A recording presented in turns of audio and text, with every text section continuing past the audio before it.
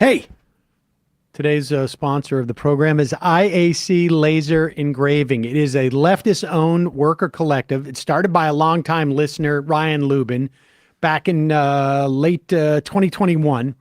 His company is democratically structured to ensure any hierarchies are justified and efficient. They use sustainably sourced materials coupled with an extremely energy-efficient laser technology to bring you gifts and products you're not going to find anywhere else. So your purchase of these items not only lets you get one of these unique gifts, it helps support a business model that is structured around compassionate and worker-centered care, as opposed to the more traditional and predatory authoritarian ones found throughout capitalism. Check out some of the stuff that Ryan and IAC makes.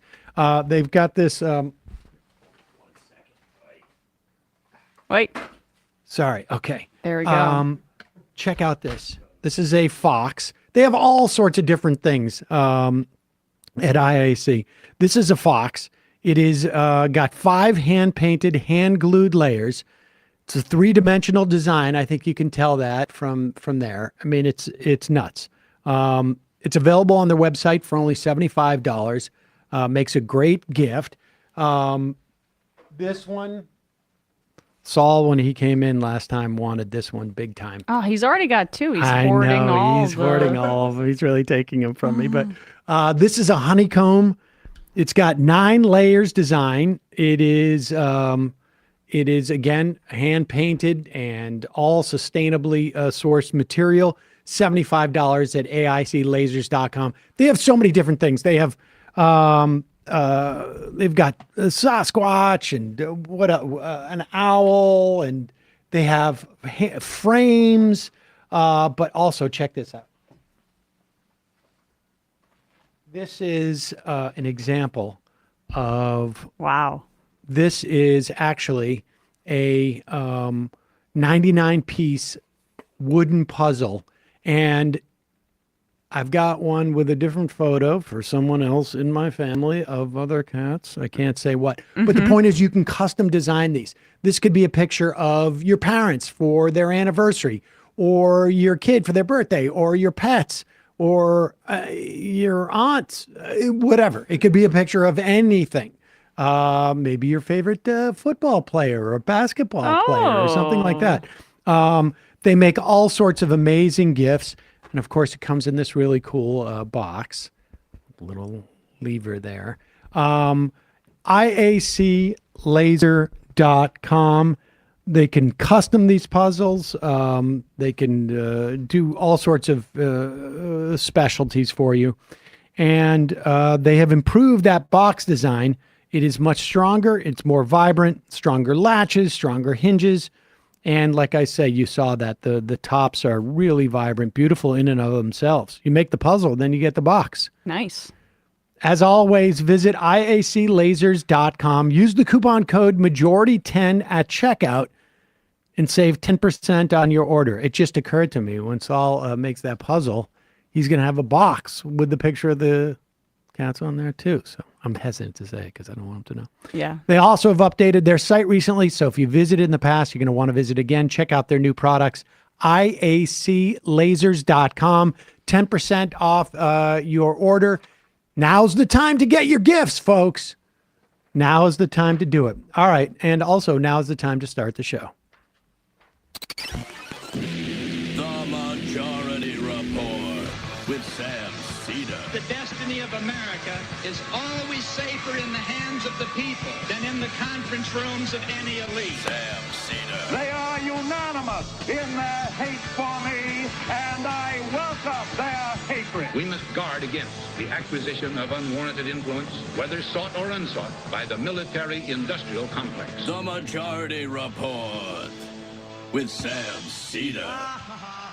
Ever get the feeling you've been cheated?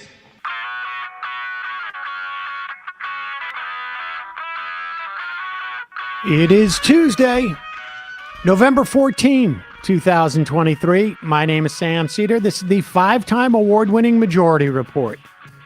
We are broadcasting live steps from the industrially ravaged Gowanus Canal in the heartland of America, downtown Brooklyn, USA. On the program today, the House to vote to avoid a government shutdown, at least temporarily. Mike Johnson is going to need Democratic votes. And that's going to upset some people. Rhino. Meanwhile, the Palestinians call for the Israeli onslaught to allow for an evacuation of patients and newborns at the Al-Shifa Hospital. U.S. Supreme Court adopts an ethics rule, but guess what? It's almost completely meaningless. Rule is honestly a little generous. It adopts an ethics public relations statement. Yeah. In Gaza, the UN runs out of fuel and cannot distribute even the minimal aid it has.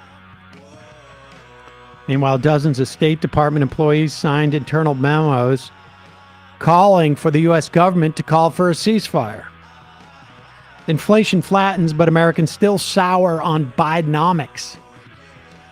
The National Climate Assessment released for the first time in 5 years, and maybe unsurprisingly, it's bleak.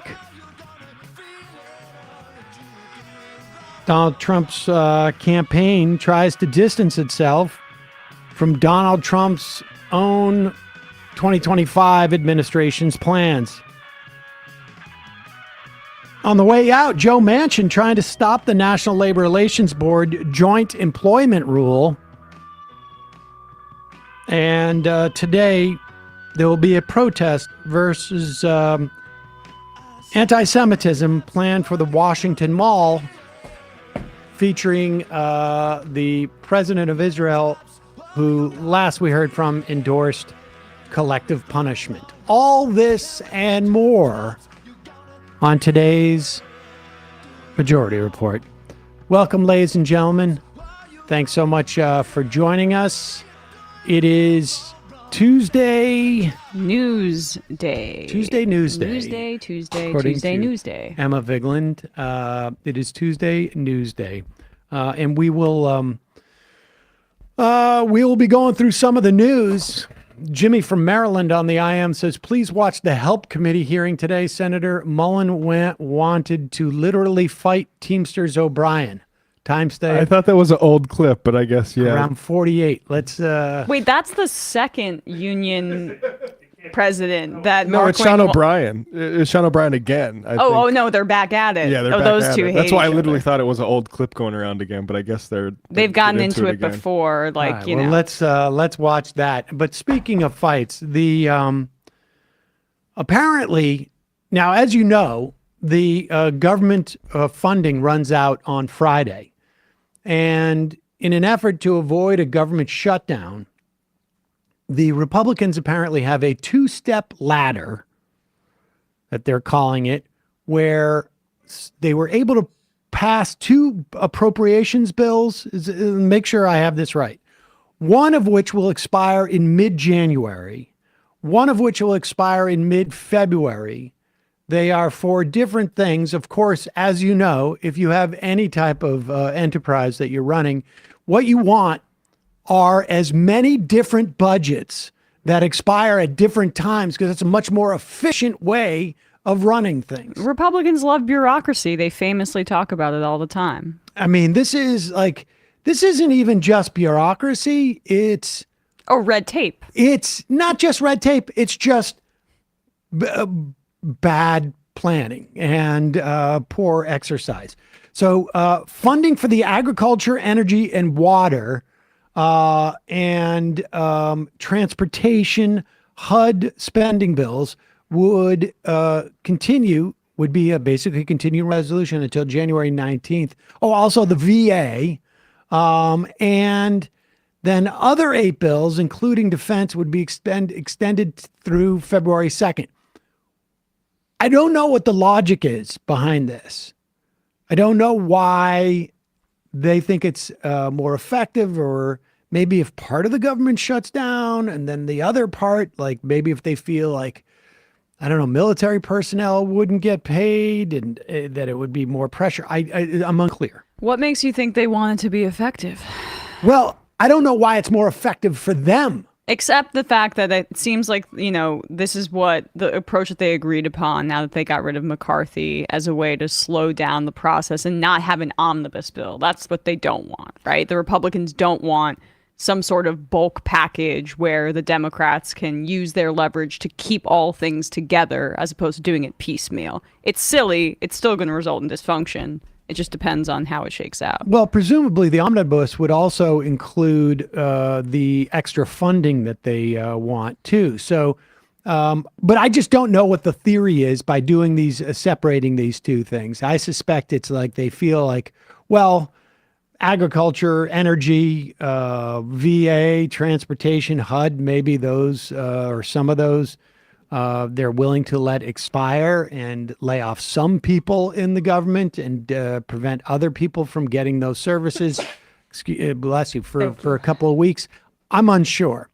But the bottom line is he's going to need Democratic votes for this. And from what we're reading, the Democrats don't have an issue with this. It's basically a punt. They'll have this fight after the holidays so that they can all go home for Thanksgiving. It's been very difficult. They've been almost working for 10 weeks straight, except for the 3 or 4 weeks where nothing was happening because the Republicans didn't have a leader in their House. But just to give you a little bit of a taste of what's going on in terms of the Republican caucus, this is pretty impressive. Who is this now? This is one of the guys, the representatives that did vote to oust McCarthy, Representative Tim Burchett. So Right. one of those 8 guys. And this broke right before we went live. I guess he got into a little bit of a tussle with the guy, that he stabbed in the back, Kevin McCarthy. This is Tim Burchett. He is from Tennessee. He's speaking with CNN's Manu Raju. And just to give you a sense of how the negotiations are going amongst Republicans, and clearly what's happened here too, we should also say, is Mike Johnson has gotten sort of like a mulligan from the Freedom Caucus. It is unclear whether he'll get that mulligan come January and February, but there's so much desire to go home for the holidays. But I'm not joking, by these Congress people that like, I think even the Freedom Caucus is afraid to be a stick in the mud. But here is Tim Burchett explaining what's going on. At first, honestly, when I heard this, I thought he was joking. Congressman, explain to us what happened with you and Kevin McCarthy. Well, I was doing an interview with Claudia from NPR, a lovely lady, and she was asking me a question. And at that time, I got elbowed in the back. And it kind of caught me off guard because it was a clean shot to the kidneys, and I turned back, and there was Kevin, and I for a minute I was kind of, what the heck just happened? And then I chased after him. Of course, he's as I've stated many times, he's a bully with $17 million in a security detail. He's the type of guy that when you're a kid would throw a rock over the fence and run home and hide behind his mama's skirt, and he just, he from behind, that kind of stuff. That's not the way we handle things in East Tennessee. If we have a problem with somebody, I'm going to look them in the eye and talk to them. Okay, so he walked down the hallway, hit you in his Pause it with for his a second. elbow. Like, I can't believe this is a reporter going like, wait a second, walking through. Now, I thought this was a joke. Are these metaphors? Honestly, I thought this was a joke. I This is turned like the type of around, thing like, elbows raised, that he made it clear that he did that. or I thought he was going to say like, Kevin's a big joker, and he didn't like, when I was doing my interview, he's when he does an interview, I come by, I grab him, I give him a horse bite in the inside of the leg, and then tickle his back of his ankle. Yeah. But no, let's go. Let's find out what happened. I mean, because this is real Republican lawmaking. This is worse than what happened to Michael Tracy. That's not the way we handle things in East Tennessee. If we have a problem with somebody, I'm going to look them in the eye and talk to them. Okay, so he walked down the hallway, hit you in his with his elbow. Yeah, you can go on Claudia's Twitter account. It pretty much or X account. It's very accurate. But, okay, so then just explain. So you chased him? What do you mean you chased him? I just ran after him. I was like, what the heck? Why'd you do that? Because it was like I said, if you've ever been hit in the kidneys, it's a little different. You don't have to hit very hard to cause a little bit of pain, a lot of pain. And so and he just of course, as he always does, he just denies it or blames somebody else or something, and it was just a little heated, but I just backed off because I saw no reason. I wasn't gaining anything from it. And then everybody saw it, so it didn't really matter. Like he responded to you? Yeah, he just acted like, what are you talking about? Who are you? That kind of thing. And it's just, believe this. I think that's symptomatic of the problems that he's had in his short tenure as speaker. And were you face to face when you had this interaction? Yeah, but there's security detail. And This is one of the problems he had as speaker. He would just he wouldn't. He would do that thing where you come up and you flick people behind the ear. So that wasn't me. He No, would, Wet he, Willie. would, he would flick people behind the ear, and then he would just be like, "Well, I don't know who did. I think, well, I don't know." He'd give you a wet willy on your right ear while he was standing to your left. I was in the middle of an interview and he said, "There's something on your shirt," pointed to it, and then went like this. I mean, man.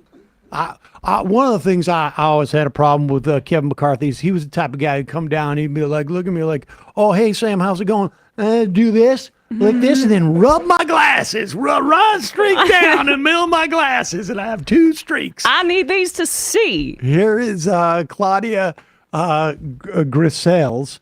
Have never seen this on Capitol Hill. She writes, while talking to Representative Tim Burkett after the Republican conference meetings, former Speaker McCarthy walked by with its detail.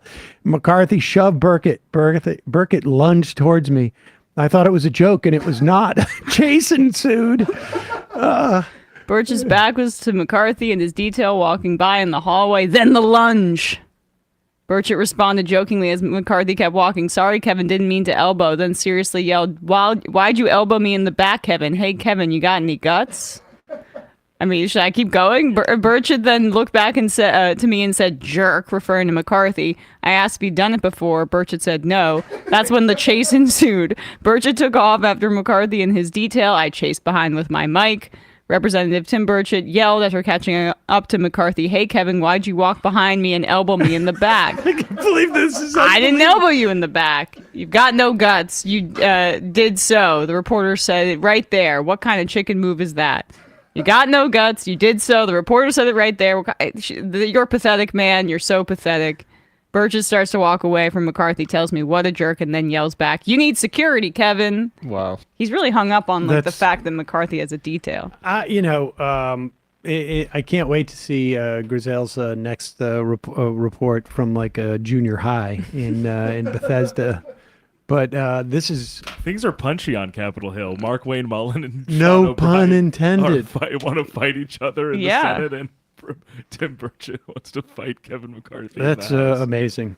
That is really. I hope we see more of this.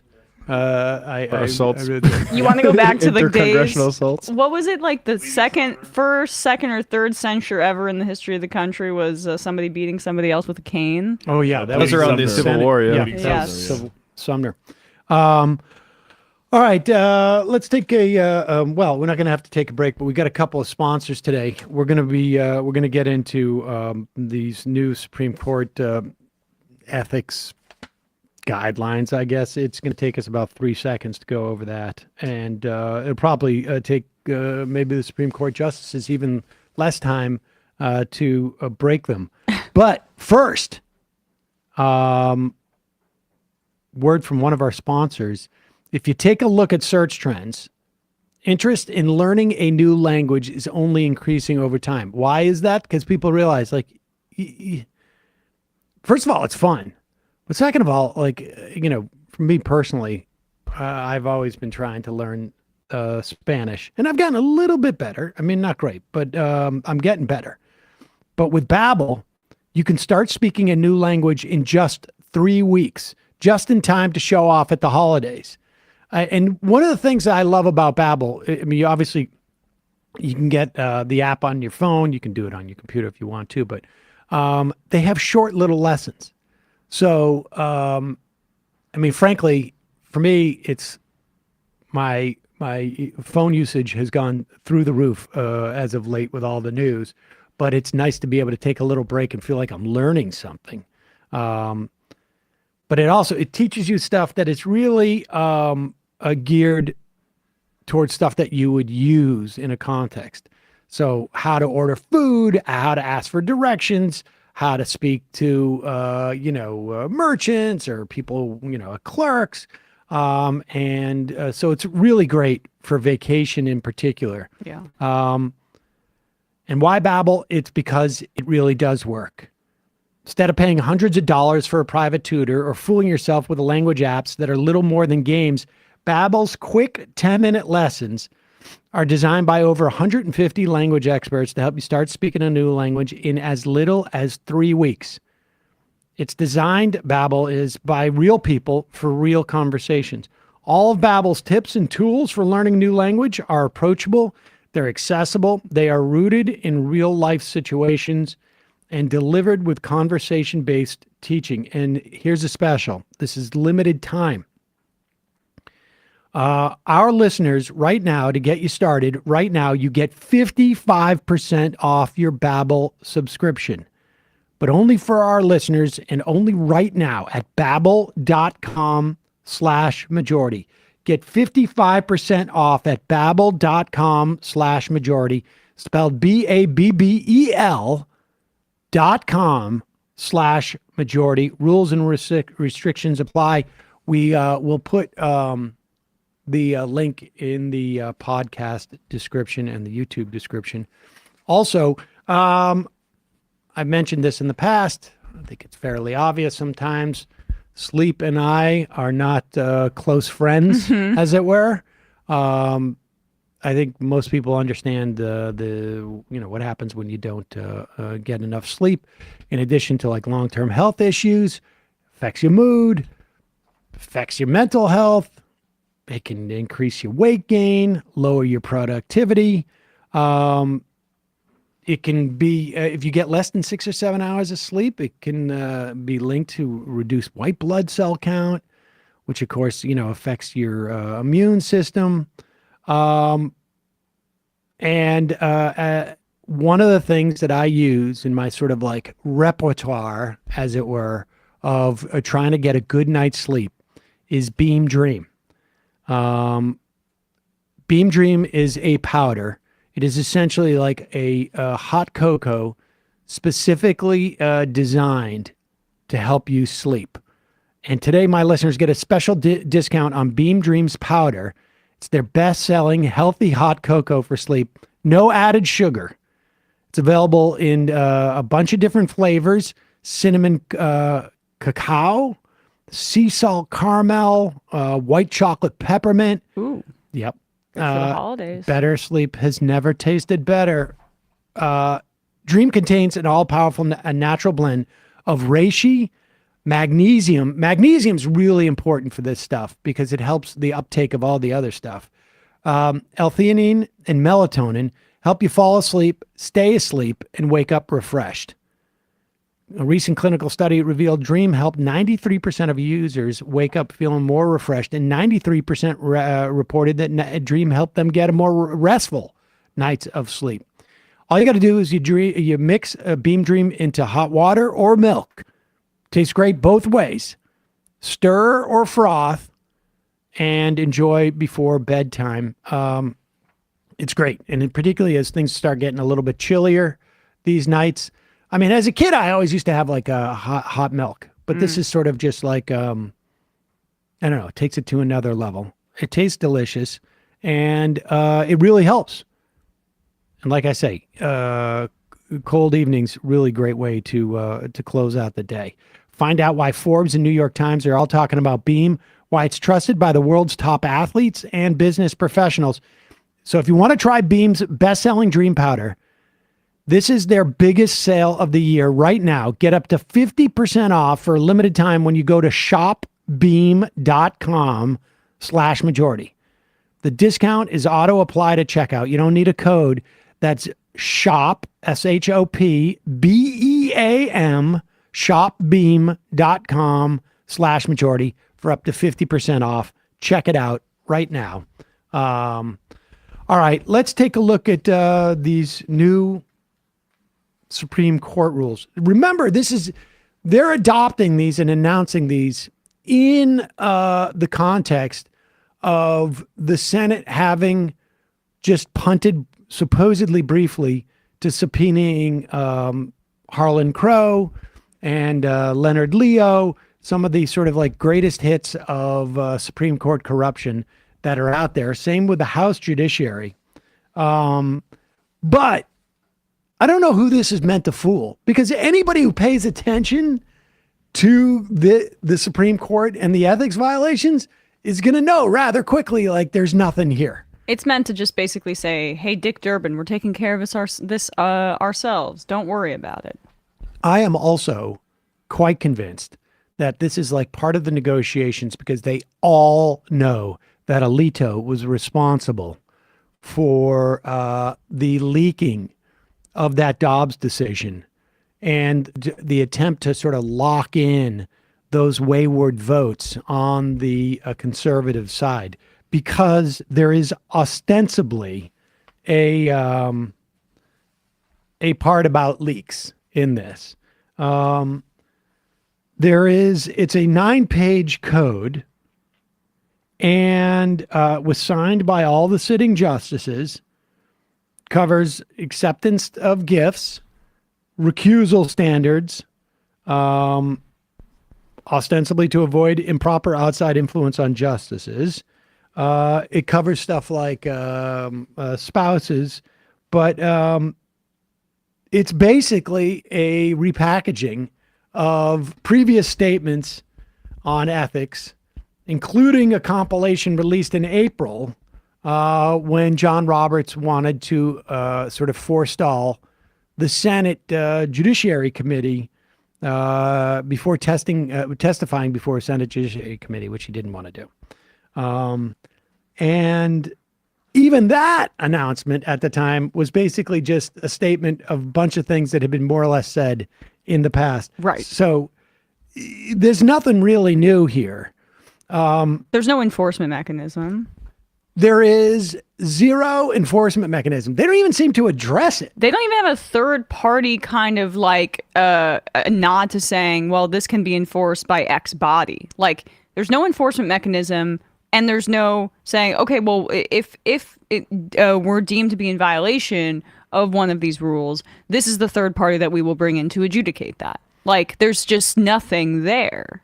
Was going to have Jeff Hauser. When I first saw the thing, I was thinking we should get Jeff Hauser on. He is the executive director of the Revolving Door Project.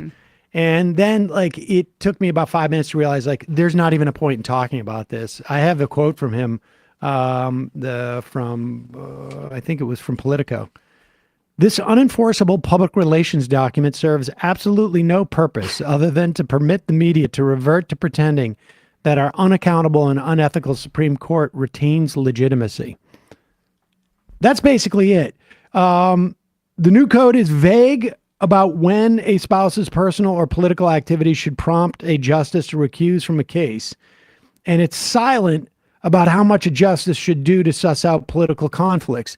In other words, you know what? I didn't ask my broker whether I owned $5 million worth of this stock. Or, you know what? My wife and I, we just don't get into like what she's up to these days that much. And I had no idea that she was running an organization that was espousing something that we were ruling on this week. Yeah, I just didn't ask. And I had no idea. You know, she was working with people who were potentially trying to overturn the election in the United States. How would you know? How would you know? Unless you ask, and I didn't feel like I was obligated to ask. Unless you read your wife's Wikipedia page. This part two was so galling to me. This quote, for the most, this is a quote, I guess, from the from Elie Mystal's recounting of this, saying that to dispel this misunderstanding, we are issuing this code, which largely represents a codification of principles that we have long regarded as governing our conduct. So there's also just this like deep sneering condescension, essentially saying like, how dare you ask us to abide by a code because we already were doing it. But if you're begging us to, we'll restate it for you plebeians. We should remind you that literally over the past 20, 30 years, Clarence Thomas has taken thousands of dollars of worth, probably tens of thousands, maybe even hundreds of thousands worth of benefits from Harlan Crow. Luxury travel. Crow purchased Thomas's mother's home. Yeah. Like your friends do. Paid for private school tuition for a relative that Thomas was raising as a son. Like your friends do. What, you're against education now? Thomas spoke at donor events for the Koch network. What, are you against networks? Sam Alito accepted private jet trip to Alaska from a hedge fund billionaire, did not recuse himself when that billionaire later had a case before the court. Because how can you, who knew? Thomas received a loan from a wealthy friend to purchase an expensive RV, and he didn't repay the loan. Now, other people would call that a gift. That is, you're trying to make it look like it was a loan. I mean, these are just some of the stuff. It's amazing. Yeah, I mean, you say that, but banks accept hugs as loan repayments as well. So you can still technically call it a loan. Well, you know what? The folks at my bank are super friendly. Yeah, right. They're my friends. Yeah. They're my friends. So, what else here? It has a provision that seems to prohibit leaks by justices about official matters, although it's written in such a way, according to Politico, that it could not be read to put many limits on what members of the court say to the press or associates.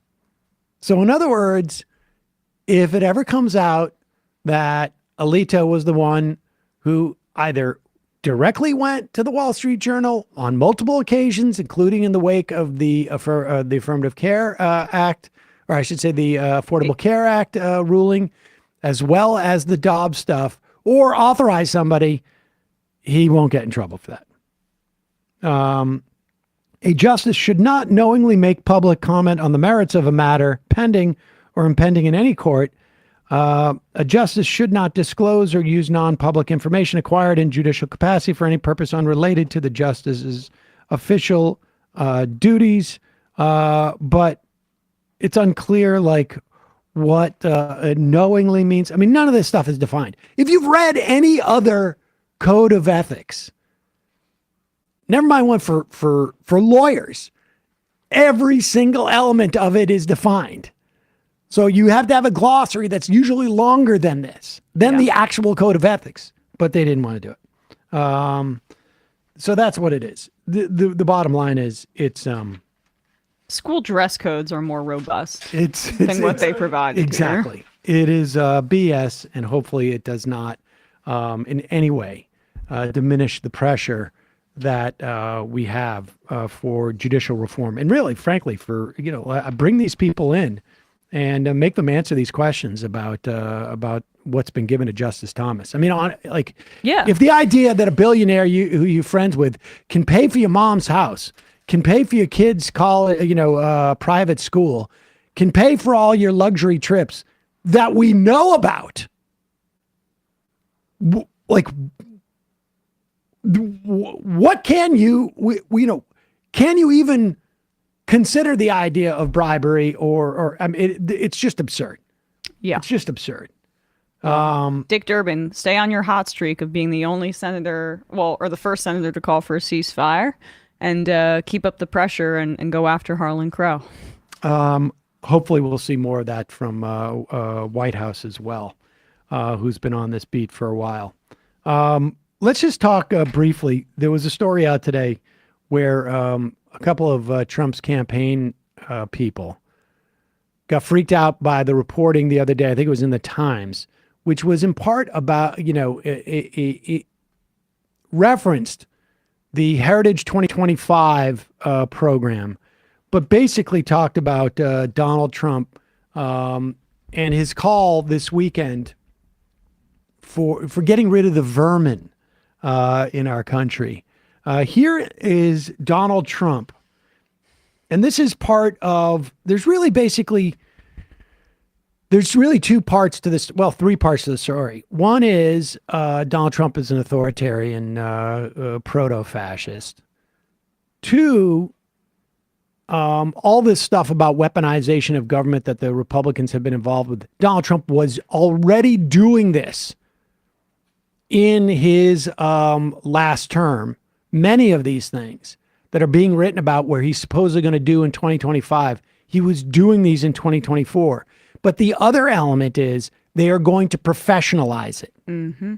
And the Heritage Foundation is on board and is already drawing up plans and is already starting to collect resumes to professionalize the deconstruction of the administrative state. So it's ready to go. So essentially, as soon as he gets into office, and it's super efficient. Here is Donald Trump in Claremont, New Hampshire. This was over the weekend. Here he is giving his vision for a Trump presidency. For places that want to be left alone, we will drive out the globalists. We will cast out the communists, Marxists, fascists. We will throw off the sick political class that hates our country. We will rout the fake news media until they become real. We will evict Joe Biden from the White House, and we will finish the job that we started better than anybody has ever started a job before. Can you just pause it? Just, you don't even need to take it off the screen, but like he says the most concerning stuff you maybe have ever heard in politics ever, and then ends it in this just like hilarious Trumpian way, and you realize a job like you never started it before. It's just like nobody starts a job like we started a job. Yeah, he can keep going. Before.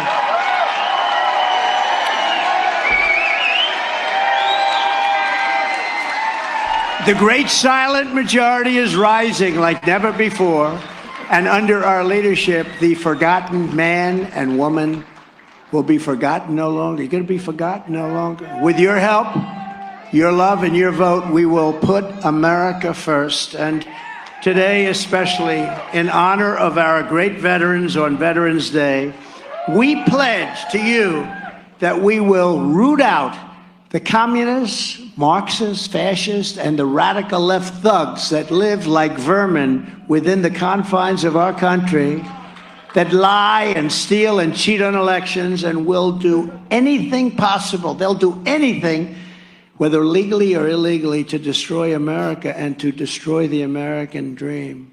The real threat is not from the radical right. The real threat is from the radical left, and it's growing every day, every single day. The threat from outside forces is far less sinister, dangerous, and grave than the threat from within. Our threat is from within, because if you have a capable, competent, smart, tough leader, Russia, China, North Korea, they're not. Stephen Miller probably wrote that segment, right? I mean, you pull that, like the threats from within, it's the vermin, it's the Marxists, it's the communists, throw in the fascists. And I mean, people have already written extensively about this. You're quoting Mussolini and Hitler and any other sort of like a despot. It's a fascist speech, but then, also the Marxists are the fascists too. I'm reminded of when like Chris Matthews on MSNBC was worried that Bernie Sanders' victory would result in public executions in Central Park. But that's the kind of rhetoric where we're going to root out the vermin, the leftists and the communists.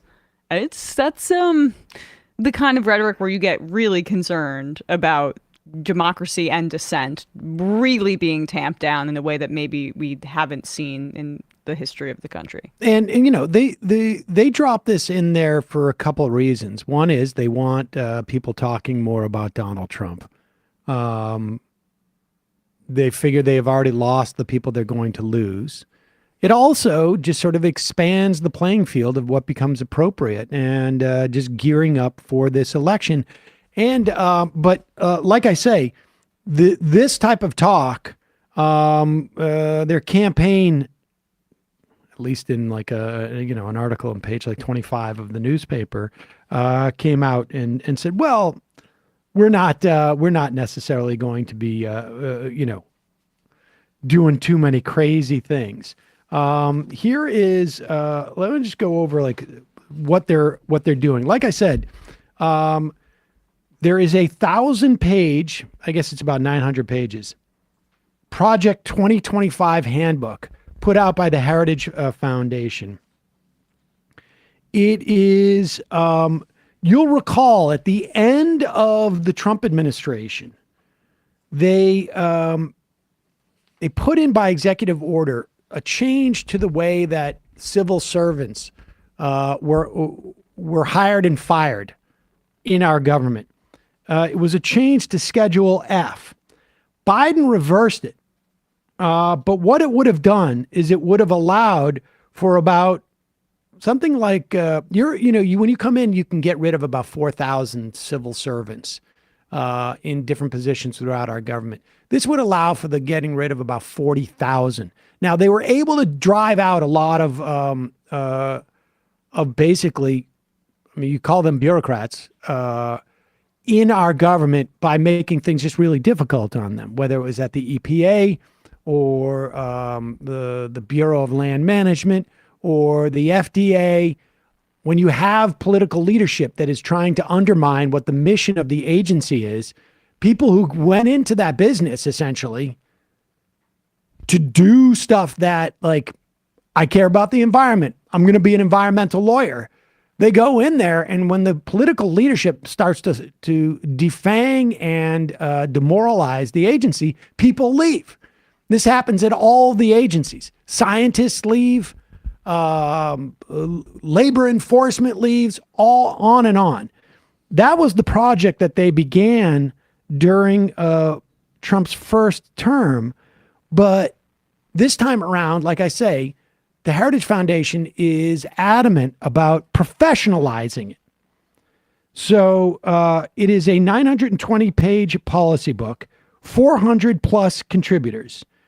It is being perceived as basically a transition team set in place instead of starting it in, September of the election year. It's happening 2 years out. They've been working on this document. Vetting basically people so they can hit the ground running on seemingly prosecuting some of Trump's political opponents to start. They're working on trying to set up a database of 54,000 loyal Trumpists, essentially. Like I say, there are 80 groups that are involved in this. Charlie Kirk's Turning Points USA, Center for Renewing America, American Movement, all of these different things. And what they're starting to do already is to interview applicants. They already have 4,000 people in their presidential personnel database. These people are all vetted based upon their social media to see if they've ever been critical of MAGA or Trump in any way. The applicants are asked to name one person, past or present, who has most influenced the development of your political philosophy. Same with a book.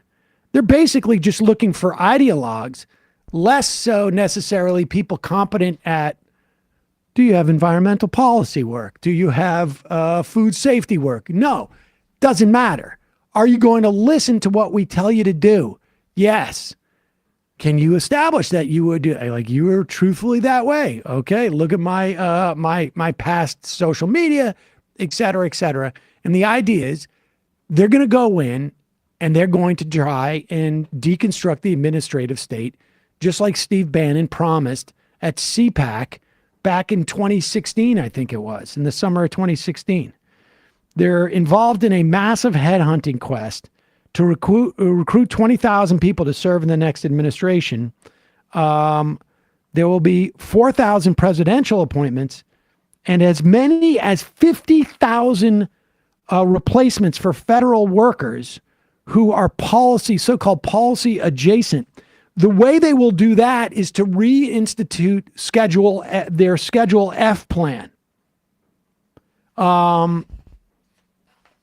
which they're looking to do when they get back into office, which will allow them to fire, like I say, about 40,000 federal workers who are in quasi, they're civil servants in our federal government.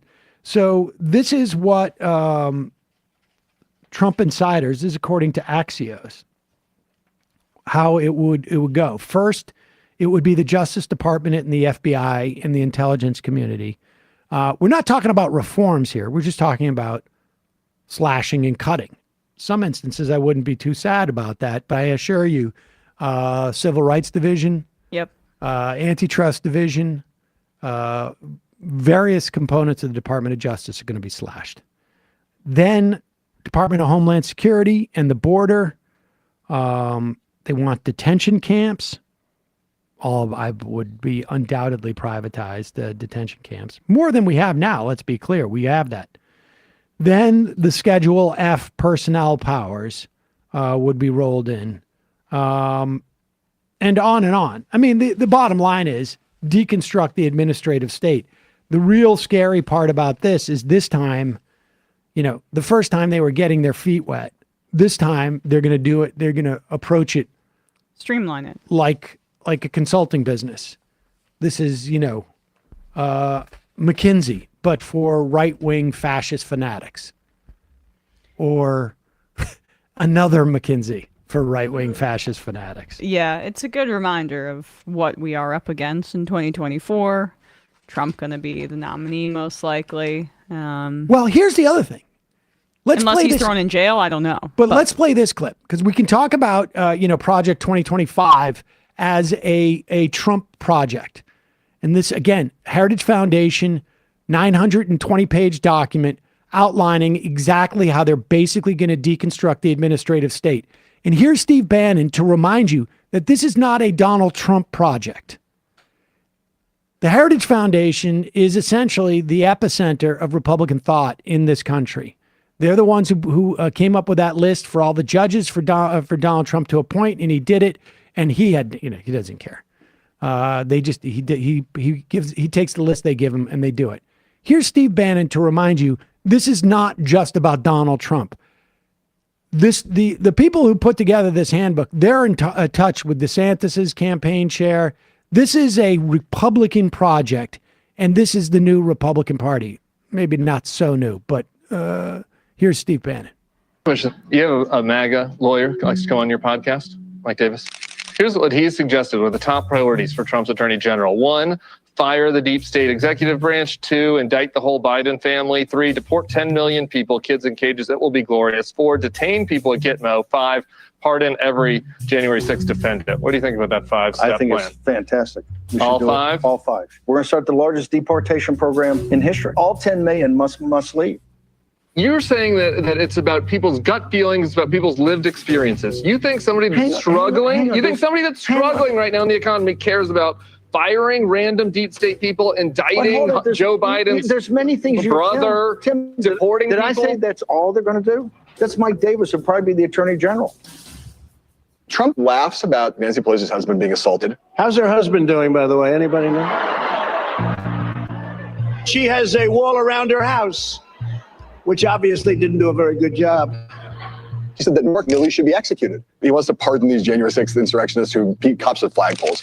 And then he talks about we should have the shoplifters killed, right? Is there not a pattern here that Trump's rhetoric is demonstrably getting more violent? But any president of the United States that's come from behind at 16 and then try to have his administration thwarted from day one, then win a massive win in 2020 and have it stolen from him, no one has ever been able to produce a shred of evidence that there was a stolen election in 2020. An administration, a powerful man, a billionaire with a lot of lawyers on his side who went out and adjudicated it in all kinds of venues at your urging and others and lost in every single venue with Republican judges who were often appointed by him. We'll have plenty of time for that after we win in 2024. We'll get to the bottom of how it was stolen. We will hold people responsible and criminal charges against those people who stole it. Okay, but as long as he is around, everyone has to kiss the ring. Everyone has to espouse the fake election fraud, or else they're excommunicated. Not excommunicated, but you're not part of this movement. This is kind of the inner workings of this civil war between the Republican establishment and MAGA. And in there, you have litmus tests, okay? And one of the litmus tests is Trump. Not just President Trump, but also particularly the stealing of the 2020 election. That is a fundamental tenet of this movement. By the way, they've made it all about Trump, okay? This movement is ascendant and is going to go on long after Donald Trump and is only going to get more powerful and broader. Even if a Democrat was to win, there's no compromise here. What you're saying is even if Trump lost to Biden, there's no going back to the old Republican Party. Farther right than Trump. Farther right. President Trump is a moderate in our movement. You're going to pine in future years that you wished Donald Trump was around. There you go. I mean, yeah, I don't understand what is necessarily to be gained by going down that road with Bannon, but Bannon's hitching his agenda to a guy like Donald Trump. But as you say, it's not just Trump and it's not just Bannon. The Heritage Foundation is fully on board with it. And so the problem is that the Republican Party isn't as divided as Bannon says between the MAGAs and the regular Republicans. The establishment of the party is certainly personified by the Heritage Foundation. They're completely on board with this. And I would say, really what it is, it's just simply a difference between, it's a difference between, Coke and Pepsi.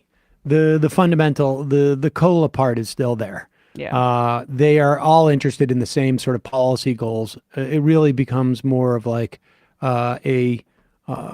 slightly different at the margin. Which part of that, which industry player are you going with? The MAGA crew who have their set of friends, or the establishment Republicans who have their sets of friends? And arguably, the establishment have a little bit more constraints on them, but not so much that you won't see that attack, that full frontal attack on the administrative state. I mean, that's just the bottom line. All right, let's just just give you an update on what's going on in Gaza. There is still fighting around the Al Shifa hospital. They are, according to NBC News, digging a mass grave to bury decomposing bodies, as they have no way to get them out of the hospital. This is the hospital where premature babies have already died. Yes. Because there is no power for incubators. They were huddling babies together so that they could stay warm.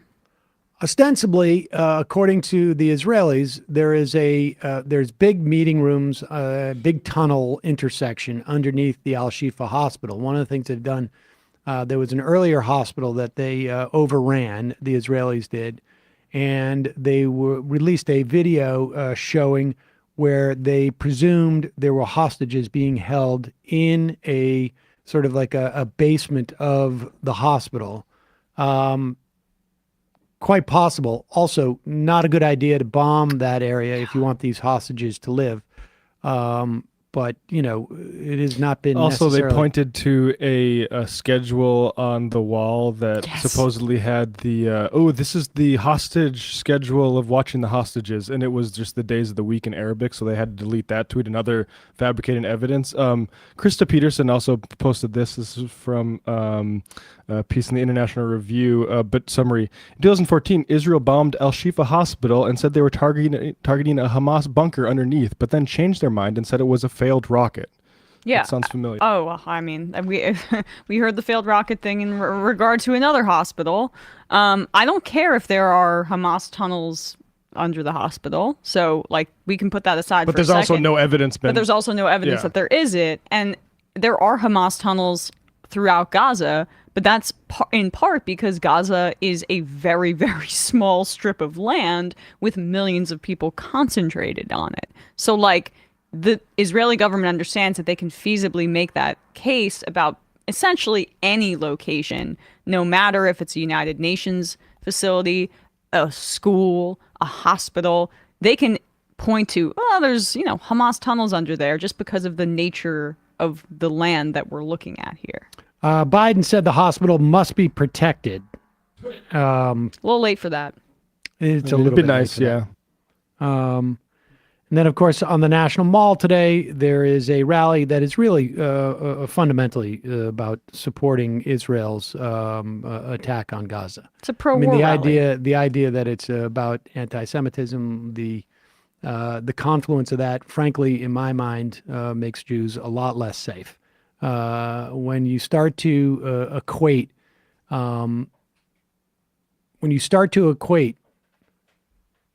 anti-Semitism with calling for a ceasefire, calling for a halt on the attacks on Palestinian civilians, when you equate anti-Semitism with calls for ending the occupation, whether it's a one-state or a two-state solution, when you equate anti-Semitism with even the idea of having another country not be a theocracy, what you are doing is you are, in my mind, endangering Jews ultimately down the road, because it is unsustainable long term for, particularly in an environment where it's much harder for Israel to control the media narrative like they did for decades. It is unsustainable that the Israeli government is going to be able to continue to subjugate millions of people as second class, third class, or just simply non-citizens. And when the entire world, and we are headed in that direction, says that we can no longer morally tolerate this, if that becomes synonymous with anti-Semitism, then Jews are in a big danger. In a big danger. And I mean, do you think Netanyahu cares about that? No. That's the thing. No, so, of course not. Well, I mean, I'm asking the audience. Our media needs to assess. No, this, and of course, and I mean, but my point, just like exactly what you're saying is that's the cover that the far right fascist government that Netanyahu runs needs. They're so desperate to continue to maintain those ties, because if it scares enough people away from actually calling it like they see it, they're going to be in deep trouble. So they are literally using Jews across the world as like their frontline propaganda soldiers in order to continue to tie the concept of anti-Semitism to criticism of Israel. They don't care if hate crimes go up. They don't care if Jews across the world bear the brunt, because it's all about a propaganda cover for their war crimes. Yeah, I mean, you could say they're human shields in some way. I didn't want to go that far. No, but I mean, yeah. This isn't about assessing Bibi Netanyahu, because even 80% of the Israeli population realizes that he's just a Donald Trump. Okay, but the whole government, But this is really more about for Jews in this country and outside of Israel to worry about, where their Judaism is being bound up with attacks on civilians. It is not a way to create safety for Jews. Saying Jewish kids at Brown being put in cuffs by cops for objecting to this. Yeah. I mean, the tying together of these two concepts is really dangerous in my estimation. But what else can you expect by the Israeli government and the way that what it's turned into?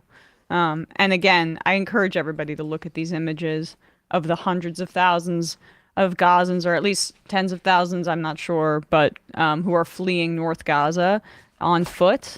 Grandmothers in wheelchairs, children injured and maimed, carrying whatever belongings that they can to the south of Gaza, which is also getting bombed.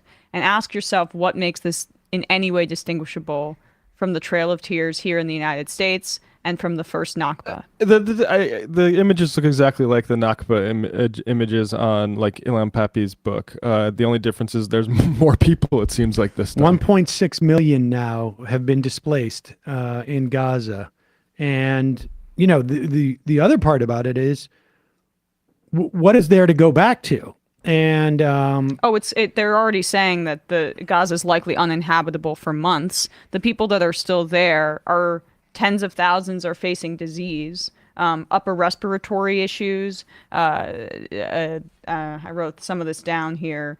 Upper respiratory issues, scabies, lice. I can't imagine that COVID has gone away and there's no health facilities for people to get taken care of there. There's no water, so like you can't even wash out the dust and the you can't even wash your hands. Or, we're gonna have a lot of people die of disease. Babies left to die. Yeah. According to the Washington Post's David Ignatius, Israel and Hamas are close to a deal on an exchange of hostages. Israel wants release of all 100 women and children taken from Israel. Hamas has indicated it's ready to release 70 women and children. I like this. Ignatius says, Israel wants release of 100 women and children taken from Israel. The number of Palestinian and women and young people. Now, I'm curious as to what young people is, as opposed to children. Mm-hmm. But apparently Palestinians have young people and Israelis have children. Have you noticed that too in the Times and the Washington Post? They have now said women and minors, because it's something like 8,000 women and children are among the 1,100 plus dead. And I mean, they used to say 1,400 Israelis were killed in the Hamas attack. Now most outlets are saying 1,200.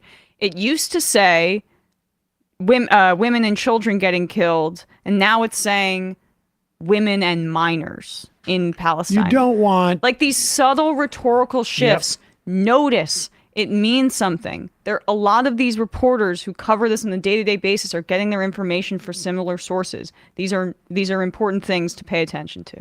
According to Ignatius, a temporary ceasefire of perhaps 5 days would accompany the exchange of hostages and prisoners, the Israeli official said. This truce would allow safe travel for the Israeli captives. It would also permit more international assistance to Palestinian civilians. We'll see as to whether this happens. These negotiations have been happening through Qatar. It's always interesting to me. Ignatius has all of these, for years, I've been reading David Ignatius, and it has always been my pet theory that he's very, very close to the CIA. Oh. And, but who knows? But that would be coming out here. And the idea that this type of stuff leaks, it's unclear to me what's being reported in the Israeli press. But the idea that this leaks in this way via Ignatius suggests to me anyways that like there is at least some attempt by certain parts of the U.S., sort of national security apparatus, to pressure Israel to actually engage in this hostage release negotiations. Because, of course, that would, at least taking the hostages off the table, as it were, would diminish the justification for what Israel's doing. I don't even want to go into Hillary Clinton's writing her piece. Let me just put it this way: like Hillary Clinton has a piece, I think, is in the Times, sort of justifying why there should not be a ceasefire. And here's the sort of really blinkered thing about this. This notion that you're going to wipe Hamas off the face of the earth by going into Gaza, even if you could kill all 40,000 fighters, even if you could kill all 40,000 fighters, and you wouldn't kill the leadership. But even if you could kill the leadership in Qatar and Turkey and Lebanon and who knows where else they are, the idea that you can kill this many civilians, people who have fathers and mothers, or children who no longer have fathers or mothers, or they've lost all their brothers and sisters, or all their relatives are dead, or they have seen people get maimed and killed and right in front of them. The idea that there is not going to be something else that grows out of this is just so diluted. And the idea that it wouldn't be even more extreme or angry or hateful or resentful is diluted. Well, It's it's just arrogant. Simply diluted. I mean, I'm sorry. Like, this is the she was amazing- the freaking Secretary of State, and she's playing, dumb about the concept of blowback. I mean, She's a bloodthirsty woman. Like she is. I like mean, But she's representative of, at the very least, the exact same ideology that Netanyahu is there, and there may be some elements of the U.S. government that also agree with this premise. But it's absurd. It is absurd. It's like it's magic. We go in and there's no implications of this. And it really is stunning. There is no, and really the only way you can do this is to go in and kill everyone. And that's why, and I suppose if you were able to kill, 1.5 million people, you would find that it might be moderately effective in your agenda. And certainly that's I think the ideology of the Israeli government. The Israeli government does not perceive there to even be a civilian class of people in Gaza. that's the usefulness of Hamas, because that's why they wanted Hamas in power and have continued to foster Hamas in Gaza since the 80s. Is It was a because PLO before that, you too. can say that every Palestinian, I mean, this is their representatives, and they deserve collective punishment because of the terrorism they foster. They don't accept our existence, aka our exclusive right to all this territory that we want to take. Here is who's speaking at this pro-Israel rally today in the mall. And to be clear, again, this is a pro-Israel rally, and it's not even a pro-Israel rally.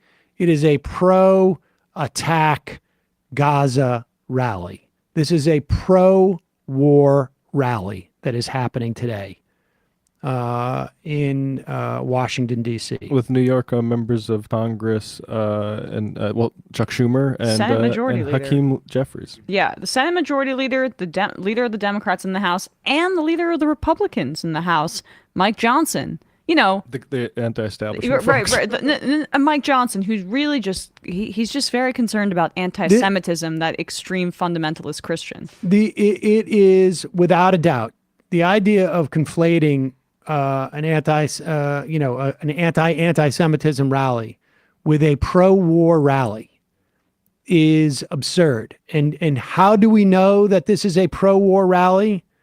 Because this is a rally attended by the president of Israel, Herzog. This is him at a news conference on October 13th, making it clear the perspective that the Israelis have on the idea of civilians. We are operating militarily according to rules of international law, period. Unequivocally. Pause it. Let me just put this, make this clear too. The rules of international law say that people who are living under occupation can fight that occupation by any means necessary. In no way, in my mind, does that in any way sort of encourage or accept. I don't have to accept the butchery of October 7th, but to talk about international law, there is just simply international law, if it means anything, which it doesn't apparently. But if it were to mean anything, means that the Palestinians can fight this occupation in any fashion necessary, because of course it's a completely asymmetrical fight. But and to say too that if international law means anything, Israel has been found to be in violation of it for decades at this point. You're not allowed to, for instance, settle territories you're occupying. Yeah. We are operating militarily according to rules of international law, period. Unequivocally. It's an entire nation out there that is responsible. It's not true. This rhetoric about civilians not aware, not involved, it's absolutely not true. They could have risen up, they could have fought against that evil regime which took over Gaza in a coup d'etat. But we're at war. We are at war. We're at war we're defending our homes. We're protecting our homes. That's the truth. And then when a nation protects its home, it fights. And we will fight until we'll break their backbone. We are protecting our homes. We're protecting the homes of the 700,000 settlers who are illegally living on Palestinian land. And we're also protecting the homes of the future settlers who will, once Gaza is cleared of the flesh and the blood and the dead babies and the disease and the chemicals that come from dropping that many bombs on that small of a strip of a land in such a short period of time. Once that's cleared out, then those will also be Israeli homes that will be protected with further violence and further ethnic cleansing. Pure defense as we actively settle and take away, strip by strip, mile by mile, the land that once belonged to proud Palestinian people. This is a clip from Democracy Now! On October 31st. Amy Goodman spoke with Dr. Ham Allo, a doctor in Gaza.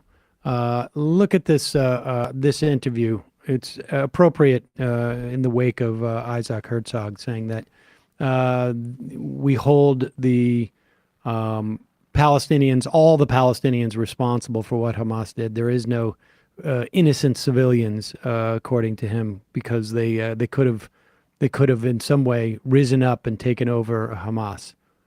Here is this doctor when Amy Goodman asks why he doesn't move south and flee. Dr. Hamam, you've said every day I see a fear in their eyes that I can't do much about. It's very painful. If you have kids, you know how horrible it is not to be able to comfort them, to ensure they're all right, to make them hope for anything beyond living one more day. If you can talk about that in the hospital, which, as you said, is not just a hospital for sick people. Thousands are taking refuge at Al-Shifa and Al-Quds and the other hospitals. And also, we're talking to you as you just left Al-Shifa. How do you comfort your family? What's happening to your family as you're at the hospital? I tell them at least we still have a house with the door to close.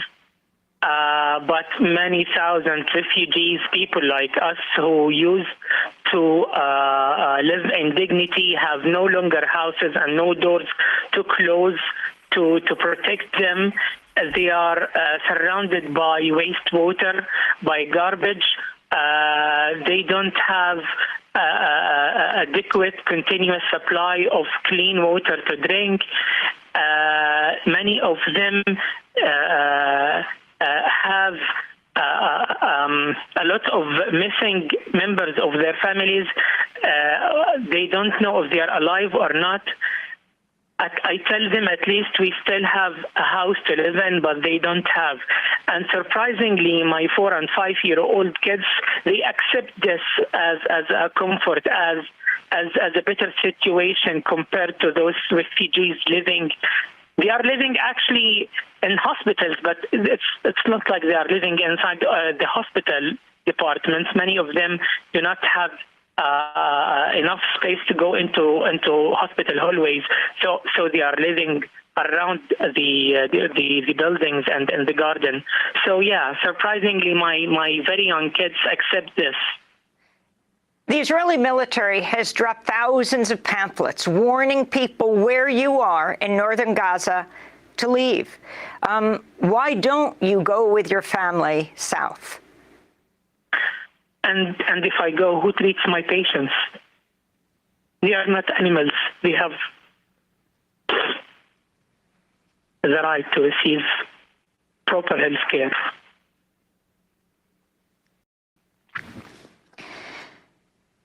So we can't just leave. The World Health Organization talked about this issue of telling doctors to leave their patients, choosing your own lives over your patients.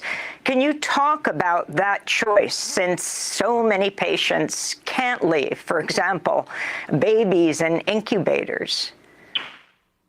You think I went to medical school and for my postgraduate degrees for a total of 14 years, so I think only about my life and not my patients?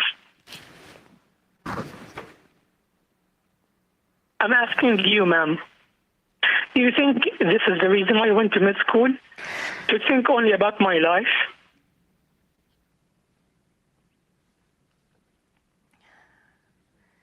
This is not the reason why I became a doctor. He is now dead. That guy died in the bombing, I think it was yesterday or the day before. Dr. Hammam Olo, killed by Israel, working at the Al-Shifa hospital.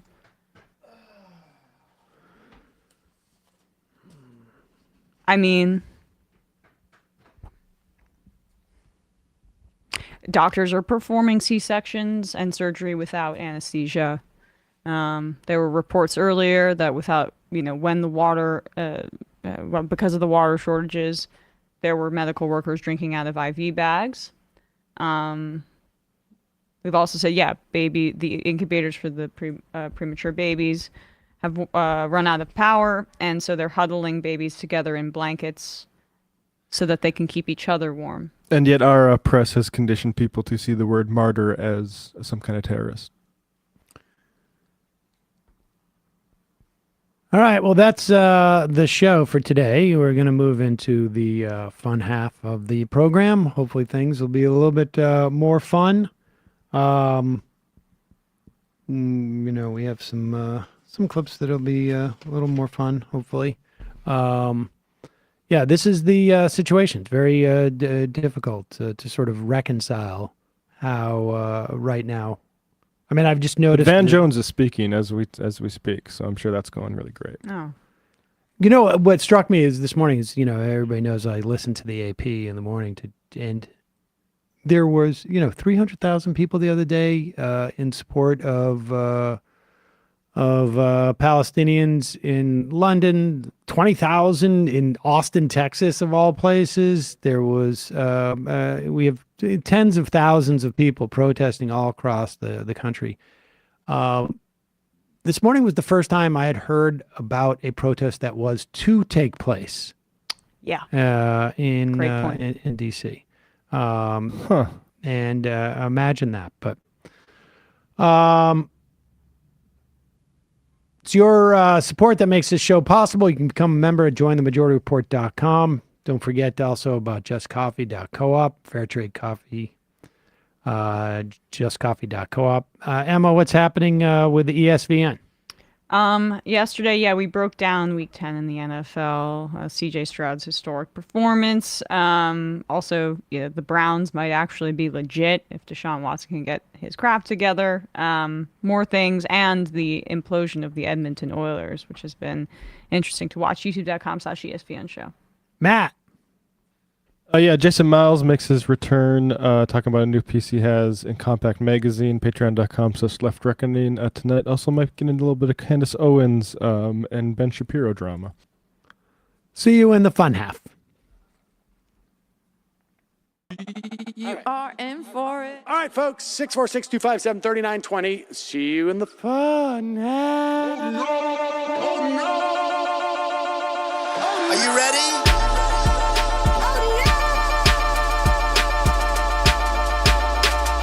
Who sent us this? Alpha males are back. Boy is back. And the alpha males are back. Just as delicious as you could imagine. The alpha males are back. Boy is back. And the alpha males are back. Just wanna degrade the white man. Alpha males are back. I take all of it to my throat. Alpha males are back. Snowflake says what? The alpha males are back, back, back, back, back. You are a madman! And the alpha males are back, back. Oh no, Sam Seder! What a fucking nightmare! We bring back DJ. Yeah, or a couple of them, just put them in rotation. DJ Denner. Well, the problem with those is they're like 45 seconds long, so I don't know if they're enough of a break. That's fucking nonsense. You see white people doing drugs, they look worse than normal white people, and all white people look disgusting. And the alpha males. Psych. Fuck them. Fuck them. Oh. Snowflake says what?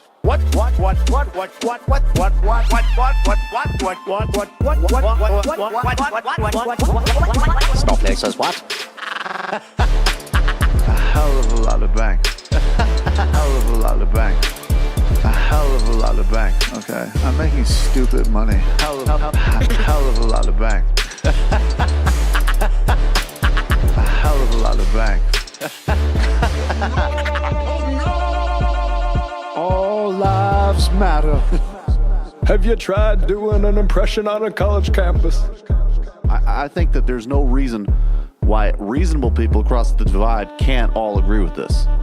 Psych. And the alpha males are back, back, back, back, back, back. And the Africans are black, black, black, black, black African. And the alpha males are black, black, black, black, black, black. And the Africans are back, back, back, back. When you see Donald Trump out there, doesn't a little part of you think that America deserves to be taken over by jihadists? Keeping it 100. Can't knock the hustle. Come on! Fuck 'em. Fuck 'em. Things I do for the bigger game plan. By the way, it's my birthday! Happy birthday to me, Jew boy!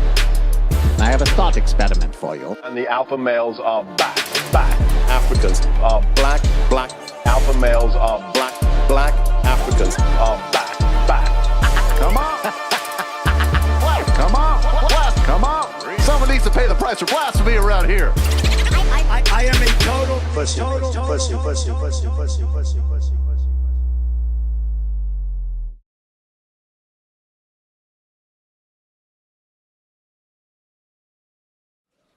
We are back. Sam Seder, soon to be joined by Emma Vigeland on the Majority Report. Fart Wayne. I'm struggling to see who will get my vote now that Tim Scott has dropped out. First, I was a Bergen boy, then an Asa Head, and then a Pence guy. Now I'm lost. Billy, history was written by the winners. One of the winners were the only ones with a voice. Technology today gives everyone a voice. And I think the winners are going to be in for a rude awakening when this is over. And I think that's the case in a lot of different things, to be honest with you. I mean, I'm not quite convinced that, there's as many non-winners or that the non-winners have as much ability as we might think or that will remain. But there's no doubt that certainly in the course of any type of one particular thing that's happening, more people have a say in it. I mean, I think that's been my argument as to what's changed about cancel culture. Cancel culture has always existed. It's just that in some instances you couldn't even get on the schedule to get canceled if you expressed views or had perspectives that were in some way out of what was conventional or mainstream or appropriate, as it were. Let's check out this. It's Oklahoma Senator Mark Wayne Mullen, who at a Senate Help Committee, Sean O'Brien from the Teamsters was testifying. And where did this first conflict first start between these two? There was another Senate Help meeting earlier this year where basically O'Brien was like, "You act like a tough guy, but you haven't." Because this was when March 8th. Yeah, this was when Mullen sort of was like, "Have you ever created a job?" Kind of like trying to say, like, "I've created jobs, so I know more about labor than you." Right. And then afterwards, O'Brien called him a clown on Twitter and said we should meet somewhere and settle these things like men. Yeah, and I think also, even though that's how Mullen responded about how he was a job creator and how O'Brien is a job like ruiner or something like that. It's basically very easily Googled that Mullen inherited his business from his father. Well, I mean, once you inherit the business, you still got to hire people. So hello. But here is their exchange today in the Senate Help Committee after Senator Mullen didn't appreciate the tweet. Now, I should also just say, back when I was a kid, we would call this snowflake behavior. Okay. Mr. O'Brien himself, his behavior, as everybody knows, and it's here. And the last time, him and I kind of had a back and forth. Appreciate your demeanor today. It's quite different. But after you left here, you got pretty excited about the keyboard. In fact, you tweeted at me about the keyboard? 1, 2, 3, 4, 5 times. And let me read what the last one dunking said. on your ass. It said, Oh, no, pause it. Isn't this what we talked about, weaponizing the U.S. government, about social media? Mm-hmm.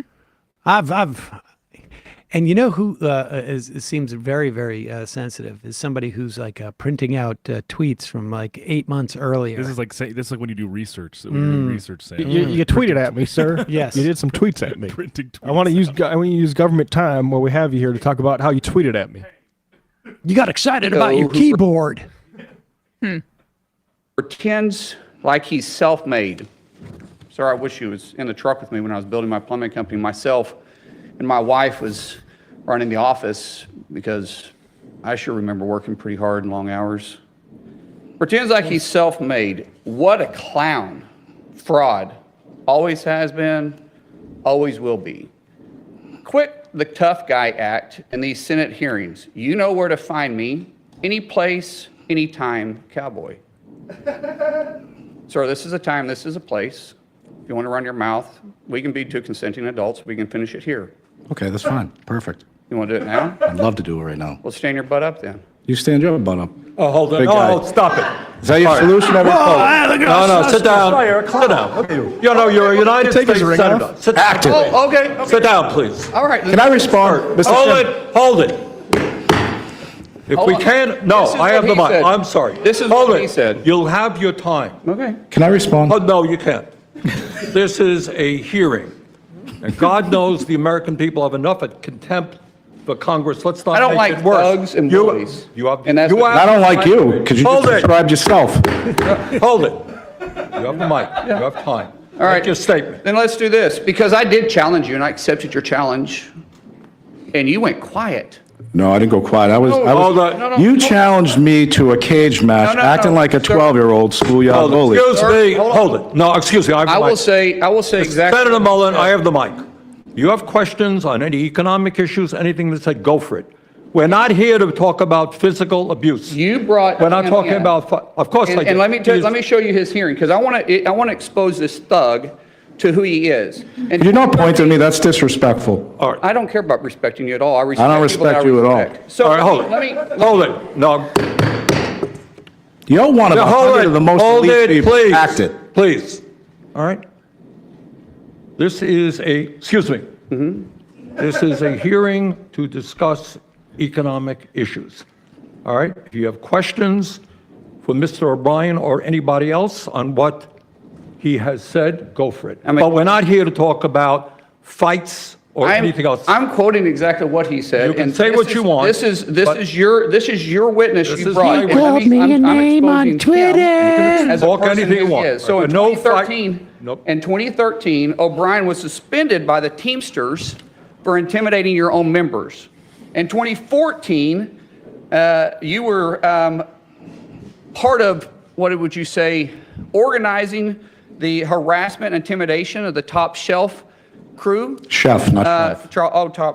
Top Chef. Okay, and then and I think in the reports they said sexual, racist, and homophobic slurs and death threats. 14 tires were sliced, and 5 Teamsters were arrested. And you said, "Well, I had nothing to do with it." But however, in that same statement, you said, "But if I get called to testify, I'll plead the fifth." This is the witness you brought in here. In 2017, you were removed as lead negotiator by then President Hoffa for UPS for your actions. And then in 22, when this guy was elected, what he said after he got elected was he wanted to bring the mob mentality back to the Teamsters. This is your guy. And you're obviously going to give him a chance to respond to your questions. Absolutely, absolutely, because this is my question. Because you called me out. I didn't call you out. Yeah, you did. You said anytime, any place. That's what you said. let's get the record Okay. straight. Miss, hold it. No. Hold on. Senator Mullen, do you have a question for the witness? Yeah. I Okay, think that's let's hear it. So, anytime, any place. No, that's April is a charity event. No, that's not. No, it's a, sir, he said it, and this is my He is time. here to You tell. need to set parameters on what the questions can or cannot be asked, and I'll ask. No, you you're not going to. questions. We're not going to be talking about Yes, physical we did. confrontation. Oh, this is about charity, for a union charity, because this is for firefighters. And Do you have a question on his testimony? April. Grow up. April Will you next please year. You have grow a up? You're an question embarrassment. on. I don't know how much more that I want to do, but I just want to remind people about what happened last time, which is that Sean O'Brien asked Mark Wayne Mullen, what did you make when you owned your company? Yep. And Mark Wayne says, what did I make when I owned my own company? I kept my salary down to about $50,000 a year because I invested every penny into it. And actually, you look into the disclosures, Mullen's biggest source of income wasn't a salary. He reported between $200,000 and $2 million in income in 2012 from 2 family companies. So, of course, he might have paid himself that wage, but was also withdrawing some because he was the owner of those companies. Yeah, so like that's misleading, and he's also super triggered by the fact that that Sean O'Brien had said he wasn't self-made. At age 20, Mullen took over his father's plumbing company, just to clarify that, and built it into a small business empire that he promoted on his home repair radio show. During his 2012 campaign for office, Mullen was the subject of a complaint, which was ultimately dismissed with the FEC. On the case, the FEC looked into whether Mullen made a, quote, excessive number of redesignations and reattributions of campaign contributions and used resources from his plumbing business to produce and promote campaign videos and print advertisements. So, All right, let's let it run just a little bit more. And let me just say, in Mullen's defense, when I hand this over to Saul, and he's going to have to show up in a chair every day. Let's hear the rest of this. I can't believe, what a baby. I mean, because I actually think that, like, if you're the senator, you're doing something performative, obviously, for your constituents. You want to seem like you're a tough guy, but I actually think his feelings were hurt. yeah. I really do. I'm challenging you to fight. That might seem like aggro, but also I'm still upset about some tweets. Exactly. And then suddenly, Mark Wayne Mullen is upset about, what did he accuse some of the Teamsters of homophobic and racist language? I mean, damn, canceling Sean O'Brien by association. All right, let's see what let's not be said it. Bedwetter says here. They're an embarrassment. You said They're an it, and I'm just embarrassment. simply answering it. You Senator reached Mullen, out to hold it, everybody. hold it. Senator Mullen, you made some charges. Mr. O'Brien, do you want to respond to Yeah, go the ahead, question? please. Yeah, I mean, look, the reality of it is, Accept my challenge, tough Mr. guy. Mullen, tough guy. Hold it. Answer the questions. All right, y'all want, he made a lot of statements, right? And his statements are fiction at best. Fiction, I read them. Can you What? answer the question, please? I can't understand him, to be honest with you. He rambles so much. What was your question, actually? That's it. That's amazing. And you see the UPS guy behind him, just like the best kind of shit-eating grin. Like, that's my guy. He's cooking him. Yeah. Sean is cooking right now. So Mark Wayne, the plumbing business had about 300 employees. I wonder if those were union. I don't think we need to really ask. No. And also made a bunch of money selling that business and that built on the labor of 300 plumbers to a larger business. So yeah, he's a capitalist. Look at this is this is a picture of go to Mullen's Twitter feed. He's in his muscle shirt with like a whole truck full of guns. Oh, so he's... Let's do it. Oh, so it's not even about like MMA anymore. Yeah. It's now like a duel. Right. I think it's like a high noon duel, except people have like AR-15s. I mean, it kind of undercuts your tough guy attitude if you're saying that you're going to bring a gun to a fist fight. Especially because Mark Wayne is isn't he kind of like an MMA adjacent sort of person? I can't remember what the deal is there, but I thought there was something. Mm. Yeah, he is. I mean, this really is 2023, the year of fake fights. We never got Elon versus Mark Zuckerberg either. It is, yeah. Speaking of fights, ladies and gentlemen, it is my great pleasure to announce that the war on Christmas has begun. Usually this doesn't start until Thanksgiving.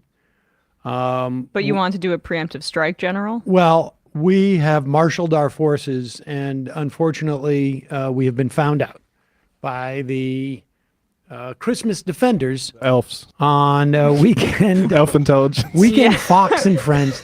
I used to do some hits with Will Kane back in like around, I don't know, the beginning of this last decade, 2012 or something like that on CNN. And I can only imagine just how embarrassed, and maybe I'm projecting this on him. Maybe he doesn't even have that level of integrity. It's just really, he's making some cash. But so embarrassing to do these type of segments. But not for me. Let's do it.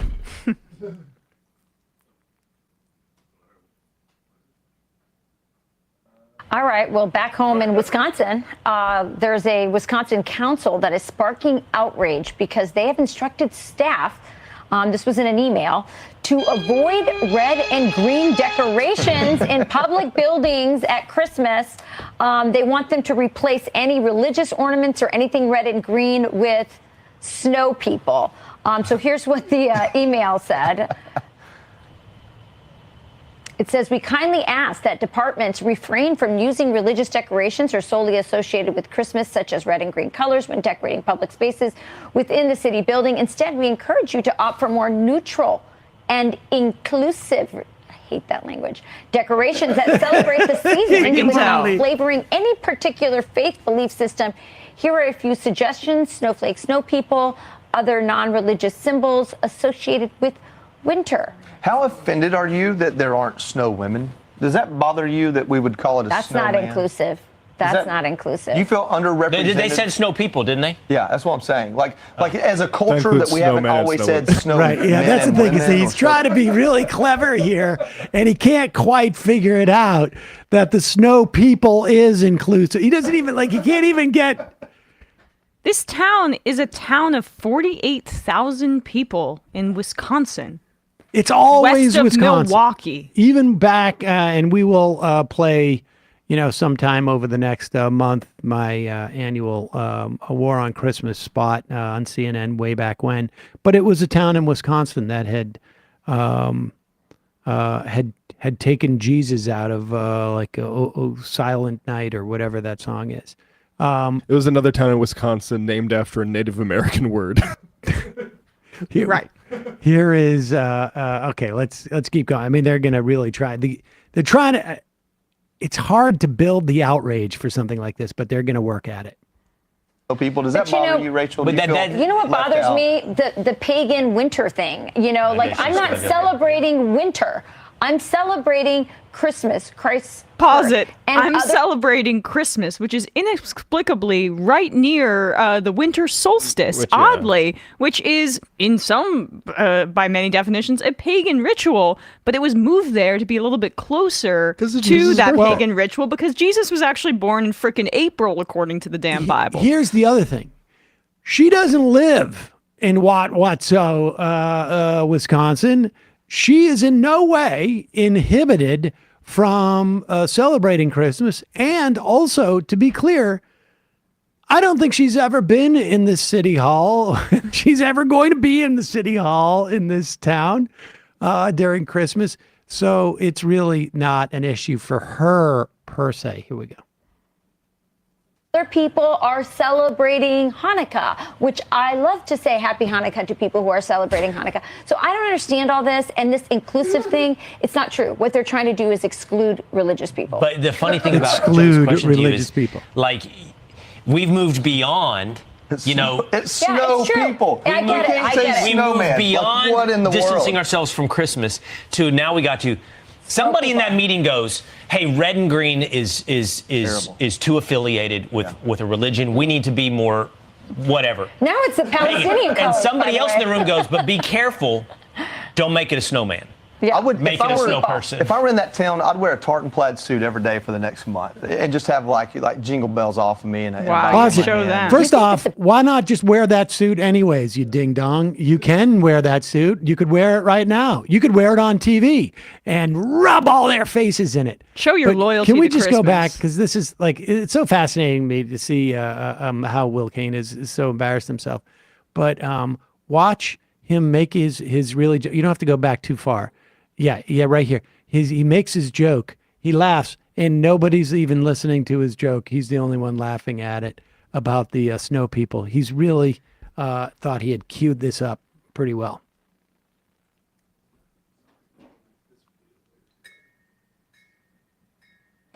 Is too affiliated with a religion. We need to be more Here it comes. whatever. Now it's Wait, the wait, here it comes. Palestinian Here it colors, comes. Somebody by else the in way. the Here room it goes, is. "But be Here it is. careful. Don't make it a snowman." I would Make if it I a were- snow person. If I were in that town, I'd wear a tartan plaid suit every day for the next month, and just have like jingle bells Nathan off of me. Fielder, and a Bible he's in my hand. laughing Do you with think me that the off people in that camera. town are like upset? I don't know. He You're, did- you're the Wisconsin I don't know. This is Wauwatosa. Gee, It's a. wait, wait. We don't even know if people are upset in the town. No. Like, what's the story not, here? yeah. But to your We're point- the only people in the country who are upset about it. We would never ever go there anyways. I mean, this is a Democrat town. I wish I was so 70% upset ever. that I would wear a jacket that I don't like. Kane did the whole like rubbing of his leg self-consciously after the joke didn't get the hit. You know what I mean? It's like a self-soothing mechanism. Exactly. But yeah, I'm okay. I'm funny. yeah. That's I can't believe they're doing this again. They didn't get much traction when that unhoused person or someone who was having that episode burned down the tree in front of Fox News. Remember, right? Was that last year? That was last year, yeah. And they tried to say it was a hate crime, and then it just like was an accident. And Yeah, not they're trying in any way. to. What did she say? They're trying to exclude religious people, or like religious people can't walk in there. It's just unbelievable. We should just say this is a nascent skirmish in the war on Christmas. We don't know if they're going to be able to really carry it out and move it forward. So hope springs eternal, but. Yeah, I mean, this is a town that's like it's majority white, but only about half of the people are religious there. So Well, they've got to rise up, and they've got to have some type of coup to get those people, to get the red and green back into the. to get the angels back on the Christmas trees. I think we need to deploy the secrets, the elf service, right? Take some hostages up to the North they've done Pole. a lot of shady stuff over the years. Smack them around with candy canes. El Conniption, why would your Johnson need Democratic votes, Sam? That's a little inappropriate, don't you think? Oh, boy. I can't wait until there's a new Speaker of the House. Jenna from St. Louis. Oh, damn, I'd pay to see that fight. I think it's microfunding of budgets might be a new conservative idea. I have a friend who works at Bayer, and apparently part of the CEO's new organization plan is that budgets only go out 90 days, which makes it really hard to start planning events that are like 4 months away. Graham Page. Snowmen can't change their gender. These bozos. If someone put women's clothing on their snow person. Put a bra on a snowman. Kowalski from Nebraska. I have loans through the USDA, so if I sell any agricultural products, the checks have the Farm Service Agency on them. I cannot cash these checks without the FSA signing off on them. Needless to say, a lot of farmers have had to take a lot of grain checks into their local FSA offices this week because if the government shuts down, these places close and we can't legally cash these checks. The FSA is a massive lender of money to farmers, especially younger ones. Something I forgot to mention with the ag update yesterday was that one reason for downward pressure on American markets is the lower levels of the Mississippi River, which has hampered barge traffic but hasn't stopped it by any means, and the extraordinarily low levels of the Panama Canal. Both of these can largely be attributed to anthropomorphic climate change. Brooklyn Best, did Matt tell Sam I'm late? Weren't late for me today. Dr. Dragon Rider. Hi, you have reached the Human Rights Council of the United Nations. Press 1 for the United States. Press 2 for Saudi Arabia. Please leave a message and clearly state your war crimes after the beep, and we'll get back to you as soon as possible. Tomo Flink. Happy Newsday Tuesday, folks. Regarding Prime Minister Rishi Sunak's cabinet reshuffle, one of the appointments is Esther McVey, who will be the common sense czar, whose role will be to combat wokeness. Also, it's been announced that Nigel Farage will be on this year's season of I'm a Celebrity, Get Me Out of Here. Farage will be allegedly paid £1.5 million for his appearance. Whoa. Wasn't there another Wow. British politician on the reality show that we played? Oh yeah, it was Yes. like a minister in the Tory party about COVID. That's the left should pay for, like, I don't know, who'd be a good person if we had to plant a leftist. I don't know if it's like Felix Biederman or someone to go into a reality TV show to basically represent us, because that apparently is what Farage is doing now. Like, Trump would keep be so himself in the. He's getting $1.5 million. Oh, he's getting. I thought you said he was paying the No. production to Wait, be on no. it. Oh, okay. He will I be mistook paid that. £1.5 million. That's I'll do it. ridiculous. I'll do it. I'll I go mean, I on would- reality TV to be the leftist representative for $1.5 million. I thought he was. I'm like, a buying reality his TV expert. position on that. I'm gonna finally audition for Survivor. That would be I'm very gonna earn fun, my actually. $1 million. Nick Talking about Social Security reports and everybody votes you off. We're blowing this Exactly. guy off because he's a drone. No, that's that's what you do is you get on there and you talk about those all the time, and then they think like, well, I want to take him to the end because everybody's going to vote against him to be the winner. I mean, you do garden. Like, you have those kinds of, we have a green I thumb. got it. little bit of woodworking stuff. You I got it. woodworking stuff. Nick from Philadelphia, listening to stories that make me angry is the gym motivation I need today. Please start talking about Palestine. Well, this is from I've Ray. tried this before. I literally, like, maybe 2 weeks ago, I went to the gym and was playing maybe it was the American Prestige podcast. I just started crying on one of the pieces of equipment. So, like, it can Probably go, stick to music it can go instead. either way. MR Finney, the strategy is now they can hold individual government agencies hostage if they can't pass their ghoulish legislation on abortion law, Tuberville. McCarthy will have a response to this and somehow blame it on Joe Biden. Militant apathy. Nobody has asked Trump what he would do in Israel. Epic failure of the media. Have you actually listened to the Sidney Powell testimony from Fulton County? The way that Trump talked to her was unreal. Somebody on your staff needs to listen to it. He called her all kinds of names and she still capped for him. I simply don't understand how anybody, particularly women, work for him. Also, shout out for Fannie for doing all what the white dudes didn't have the nutsack to do. Well, we'll play that in a sec, but just like, I mean, to answer your question, Sidney Powell is crazy, but also Republican women have a lot of internalized misogyny. That's the answer. And We pick the best people. they'll let a man talk to them in a way that Yep, the best people. that they don't even realize how they're being treated yet. Here is some of that testimony from Sidney Powell. She is talking to the Fulton County investigators.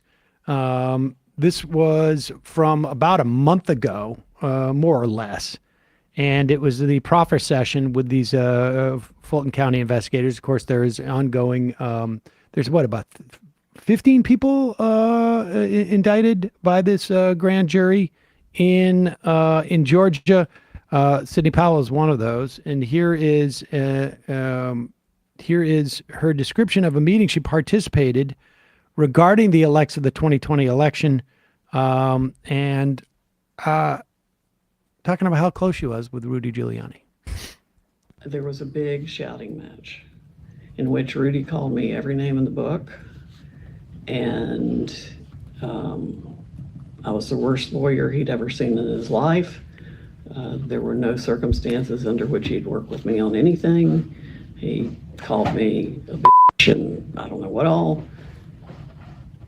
And that's pretty much all I remember about that one. Did I know anything about election law? No. But I understand fraud from having been a prosecutor for 10 years. What was President Trump's sense of what you would do as special counsel? I pause it, guess he incidentally, assumed- like Trump wanted to appoint her special counsel. But, I mean, that's, go ahead. Years. What was President Trump's sense of what you would do as special counsel? I guess he assumed, and I would have thought that I would have looked at putting into effect a provision of 13848 that would have allowed the machines to be secured in 4 or 5 states. How do you choose which states that you would target? How would I have chosen that? By the ones where there were the most statistical anomalies. Ms. Powell, were you ever around when anyone, told Donald Trump that he had lost the election? Oh, yeah.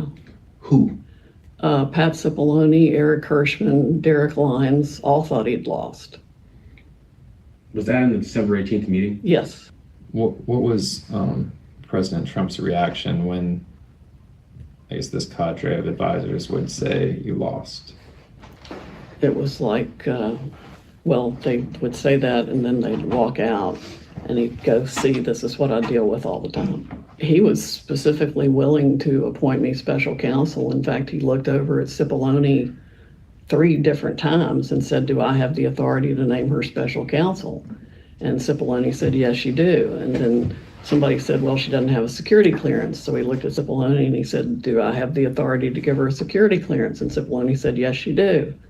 And then about the 3rd time we went through that scenario, Cipollone, I think, said, you can name her anything you want, Mr. President, and nobody's going to pay a bit of attention to it. That's comforting to know that the security clearance process, when it came to potentially orchestrating a coup, was that easy. I know what you're thinking, but I do a lot of vetting. I can see. I'm a businessman. I can tell when someone's on the up and up, and I can see right away into their souls. So I don't know. Yeah, it does ring true, because the what she says at the start about Giuliani calling her the worst lawyer ever, because he went on that rant on his live stream. I think it was about Fani Willis, calling her the worst lawyer ever, that she should be disbarred. I mean, it just seems like a common refrain coming from a guy who is belligerent asshole. Who, is basically daily taking a bath in brown liquor, allegedly, and is like the definition of a lech, and who, I think is in the process of losing his legal license as well. So, but everyone else is a bad lawyer. I mean, look, Sidney Powell is poor woman. I almost feel badly for her a little bit, because there's something off, but the other people around her that were enabling this, they knew what was going on. I'm really curious about the how this is, how ABC gets a hold of this stuff, and what is the theory behind some of the release of this. I imagine it's the prosecution playing around with. Well, the prosecutors just an hour ago, per CNN, asked for an emergency seal of evidence after the video leak. So it must have not been them. Yeah, it's unclear. I guess maybe this is a way for the defense to be signaling to other defendants, this is what you should know has been said in these circumstances. Because she did a plea deal. I mean, Powell, Jenna Ellis, the other testimony that leaked, they still haven't leaked anything. Do they know where it's leaking from? I mean, it would be defense attorneys, right, that would have access to this, I would imagine. I'm not sure if they specify as per the reporting so far, but I think I can't imagine. I mean, it would be kind of weird if for the prosecution to ask for the seal if they were the ones. Well, no, they obviously or maybe they just want to cover their tracks a little bit. No, I interesting. Hard to know exactly what's going on with that. Eli from Jersey, punched in the kidney. Sam's Tight Pants. Good afternoon, Majority Report crew. The Fed rate hike cycle is officially over. Folks are expecting cuts to happen around May or June next year. Treasury yields are already falling, meaning at least on the margins, mortgage rates, auto rate loans are on their way down, thus increasing affordability. Please keep hanging in there, folks. Netanyahu in The Hague. That clip of Burkett is rife with sound drops. That was how he that's true. Matt should be making a list of that Burkett sound Clean drop. shot to the kidneys. Yeah, right. Why isn't anyone covering the Crowder school shooter manifesto situation other than local news, hoping for a take that isn't filtered through Sinclair Broadcasting? Israel has inadvertently educated masses to its long history of oppression. Sam Seder to fight Ben Shapiro in no-holds-barred bear-calves cage fight. Colleen from Connecticut. Why is the guy who was, in my allegation, not Majority Reports, showing off his personal copy of Mein Kampf on national TV over the weekend while claiming it belonged to Hamas, speaking at a rally against anti-Semitism. Yeah, he had some copy of Mein Kampf. Who's He that? said I think it was Herzog. It was Herzog who said that this copy of Mein Kampf was found in this Palestinian home or something like that. There, I mean, And it was like from the news conference wherever he was talking about it. It was like seemingly like an anime rendering of a copy of Mein Kampf that was in Arabic with that would seem to be heavily annotated. Like there were a lot of different like, post-its and underlinings in it, and he said that was something that was found. Yeah, I mean, they're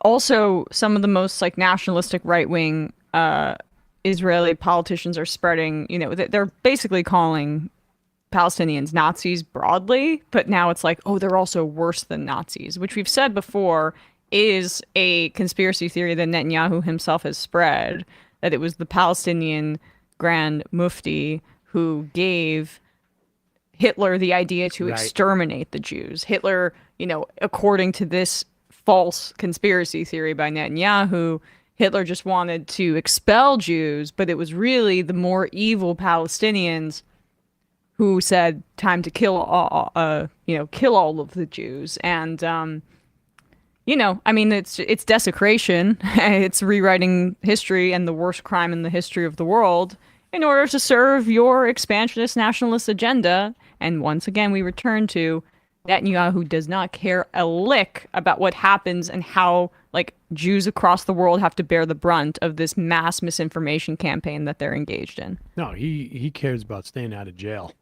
Yeah. That's it. And Douglas Murray, Fox contributor, Charles Murray's son, when he traveled to Israel to view the October 7th footage in his article that he wrote about it, said that the difference between Hamas and the Nazis is that Hamas has no remorse, whereas Nazis were reported of being, extremely, extremely sickened by what they were doing to Jewish people in the concentration camps, and that they would mask their horrors with it by binge drinking and things like that. So, Hogtown Frown. Don't often get to listen live, and I know Emma wanted to leave the congrats to yesterday, but congrats. Very you. happy Thank for you. Been married 10 years. We survived ups and downs in COVID when a few of our friends didn't. My trite advice on this, such as it is that it's just as important to genuinely like your partner as love them. If you just really like spending time with them, shooting the breeze or hanging out, you're going to have a long and happy relationship. I think that's where we're at our best, so I appreciate that. Yeah. JR in Philly. That's some real West Tennessee bull crap right there. Kevin, sometimes he'd paint a big black shape on the side of a building to make it look like a tunnel. When I go running into it and I'm like, what the hell, man? Soft moronic. If it hurts when you get hit lightly by the kidneys, it's because he's an alcoholic.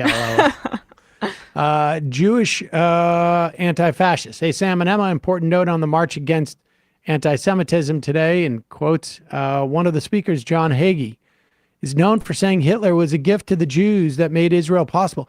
John Hagee is there? Yeah. He's there, and if you'll recall, John McCain rejected his endorsement because of that. And just to clarify, Douglas Murray is not Charles Murray's son. So Oh. Correction. Okay. Kind of hurts to have your message, to have an anti-Semite speak against anti-Semitism. That's nuts. Well, to your point though, I mean, I didn't realize Hagee was speaking there. The fact that he's humanizing Nazis in comparison to Palestinians, it just goes to show the way that Zionism right now is like an extension of a version of white supremacy. like it's the brown Palestinians who are the real demons. But you can feel bad for the Germans and the Nazis in some way because they had remorse. Also, maybe they look a little like you too, Western audience. Kowalski, the situation reminds me of the story of the Hydra in Greek mythology. So unless Israel kills everyone or changes the material conditions for the occupied areas of Palestine, Hamas will remain in the shadow of the fascist state of Israel. Snow People does kind of sound like a Finnish slur. Hey, I take offense to that. I mean, first you call me a birthday person and then a snow person? Give me a break. Where is Jessica Hyde? Since you guys don't follow the UFO stuff, you miss out on a lot of the entertaining Tim Burkett stuff. He uses dad gummit a lot. We got to pull some sound drops from that Burkett thing, Matt. UFO stuff? No, from his complaining, like punch me. when he got He punched me in the kidney. Oh, gotcha, yeah. Is one. There was a bunch of stuff in there that would have been good. Here is Jenna Ellis. Part of her testimony, again, prosecutors apparently have just called for a sealing of this evidence. Unclear who leaked it at this point, but here's Jenna Ellis. She was the former Donald Trump attorney, was representing him in the attempt to fraudulently claim that the election was stolen. Here she is talking to investigators in Fulton County. She took a plea deal and she requested that she give a speech, and that came out too. You videotaped. And she's relating a conversation she had with Trump advisor Dan Scavino. Was he the campaign manager too? He was the social media guy at first, and then became like a deputy. Right. Is that the guy in Florida who was no, that's a different guy who was arrested and was shirtless. Okay, never mind. I don't believe so. I'll different guy. You're right. Sorry. Okay, here's Jen Ellis with the investigators. Okay. And at the time period where they were going to start to discuss, what was Dan Scavino's role? At the time, I believe his title was social media director for the White House. It became deputy chief of staff at the time that the conversation in question took place. Okay. And Social media. The conversation was around December 19th of 2020 at the White House Christmas party. And I emphasized to him, I thought that the claims and the ability to challenge the election results was essentially over, because he said to me in a kind of excited tone, well, we don't care and we're not going to leave. And I said, what do you mean? And he said, well, the boss, meaning President Trump, and everyone understood the boss, that's what we all called him. He said the boss is not going to leave under any circumstances. We are just going to stay in power. And I said to him, well, it doesn't quite work that way, you realize. And he said, we don't care. Well, I mean, I am the boss, so that's why. Does anybody believe that? Does anybody think I would do something like Jenna, that? She's crazy. She's crazy. She was always crazy. She was always making up lies. Oh, it's crazy. Lots of lies. Yeah, he loves calling women crazy, so that's apt. But so crazy Nasty I was thinking of Brad Nasty, Parscale, crazy who was just a campaign worker. That's Right. someone else. But I didn't. Scavino was the longest serving aide in the Trump administration. He remained director of social media until the end of Trump's term as president. So he was probably maybe the most loyal foot soldier and truest believer of them all. And Jenna, a lie. A lie. She's such Ellis, a lie. Elias, more like it. Because she can't stop lying about me. I don't know why she makes this stuff up. It's messed up.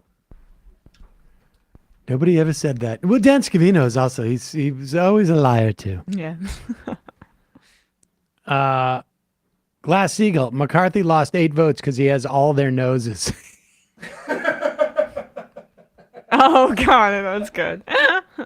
Ramona in New Hampshire. Hey, Sam, I got a response from my member of Congress, Chris Pappas, about why he voted to censure Rashida Tlaib. It's extremely cowardly. Is there somewhere I can send it to you guys so you can see how he tries to defend his shameful vote? Sure. I tweeted us, maybe. Yeah. My representative also voted to censure her, Dan Goldman, who I called I signed repeatedly to ask for a ceasefire. Don't think that's going to happen. Bradley Fan Club, send help. There's been a Charlie horse incident in the halls of Congress. All right, take over for a second. Will you cut me out? I'm going to jump off. I'll be right back. Okay, sure. I'll read some IMs. Colleen from Connecticut, thank you for reading my earlier IM. The copy of Mein Kampf was in brand new condition after supposedly, quote, being found on a dead Hamas fighter in a children's room that had been converted into a Hamas base. I'm honestly surprised MR hasn't played because of how nuts the 90s clip is. We'll look into it. Yeah, I mean, there's a lot of clips like that, and the truth is that they have fabricated evidence this entire time that they've been killing tens, thousands of people, and what's more is that they've done this. This is not the first time that Israel has lied and given intelligence. Ryan Grimm's talked about this. They'll dump a whole bunch of intelligence that says, "Oh, look into this. It actually proves what we're doing," and then like later it turns out it's bullshit, and they used to be like, "Well, what are you going to do about it? Have they provided any counter narrative to the New York Times report that said that the video, I mean, I know this is ancient history at this point, that the video they said was evidence of the rocket that struck that parking lot out of the hospital a few weeks ago was not a Hamas rocket. It was an Israeli rocket that hit a separate target. But they said that that was the Hamas rocket, and many U.S. outlets ran with it. New York Times forensics found that was not the case. They have not said a thing. Yeah, no, of Curious. course not, because our media is allowing them to lie like this, CNN, all these places. But it does bear repeating. I'll just say this: Krista Peterson, this article in International Review, and it points out that Al Shifa Hospital was bombed in 2014. IDF said it was specifically justified the attack on Al Shifa Hospital by claiming Hamas had established a large underground bunker with sophisticated communications equipment underneath the hospital, and they later released a saying. Actually, Al Shifa was struck by a failed rocket attack launched by a Gaza terror organization. And so, you know what? Yeah. Yeah, sure. You back, Sam? I'm back. I guess a no ceasefire chant just broke out at the pro-Israel rally after Van Jones called for one, but Texas leftist clarifies he didn't use the word ceasefire. Yeah, I looking for a more context clip to see what he actually said there, because he didn't call for a ceasefire, but I think I guess got a little bit too close. Anything that in any way suggested the lives not lost would have been less problematic. artillery shelling. This is something I want to prepare everybody for, because the Thanksgiving is just around the corner. Mm-hmm. And there is the famous Macy's Thanksgiving Day Parade. Oh God! And don't tell me. Yeah. Wokeness in that now too. Totally been wokeified. Inflating wokeness, literally. And so here is Brian Kilmeade with Kristen Wagoner, president for the Alliance of Defending Freedom. I'm gonna check out what that is. We're an alliance that defends freedom. And it is, of course, the freedom to discriminate. Yes. They are trying to conservative defend. Christian legal advocacy group that works to outlaw abortion and curtail LGBTQ rights. Okay. And apparently, the LGBTQ crowd is trying to ruin the Christian nature of the Thanksgiving holiday. Welcome back. More than 19,000 people have signed a petition against the Macy's Thanksgiving Parade featuring transgender performers. The group behind it is called 1 Million Moms. They label the parade as transgender. Pause it for 1 second. I know we don't get too deep into math here, but I do want to point out that 19,000 people who have signed a signature is approximately 981,000 shy of a million. Yeah. Interesting. But 1 Million Moms sounds better than Planned Parenthood. And so. what's with the yeah? What's with all these like groups that hate gay people, but they say they're moms? Like, what happened? Where are the dads that don't want their kids to be transified? It's the moms Dads for are liberty. much more open apparently than the moms. But the amazing thing is, do you know how hard it is to get 19,000 people to sign something on a petition that's probably online? Not hard. No. Actually, no, not hard at all. So this is a big story. So just to back up, what was it that some trans people are going to be in the parade? Yes, just in the parade. Wow. Yep. Talk about Extravaganzas what they're taking on, saying this year's holiday parade will potentially expose tens of millions of viewers at home to the liberal LGBTQ agenda. Here to react, Alliance Defending Freedom President Kristen Wagoner. Kristen, what prompted this action? Is it just their presence at a parade that's known for wholesome family activity? I think that's part of it, but Disney's box office flops like the Marvels, as well as Macy's inclusion of a non-binary transgender character in a parade is just another example of an ideological war that's being waged on families. Wait, and pause it for a customers are second. Now, wait a second. I want to go through the non-binary characters. Like I saw Snoopy. And I have to say, I've gone with my daughter when, back in the day, we used to live up near there. You can go to see the parade before they actually go. And this was something I was saying at the time, and my daughter was very upset. Snoopy does not have a penis. That's But also disgusting. not a vagina. And so it was extremely confusing for my children. I had to explain that Snoopy was non-binary. Wow. Yeah.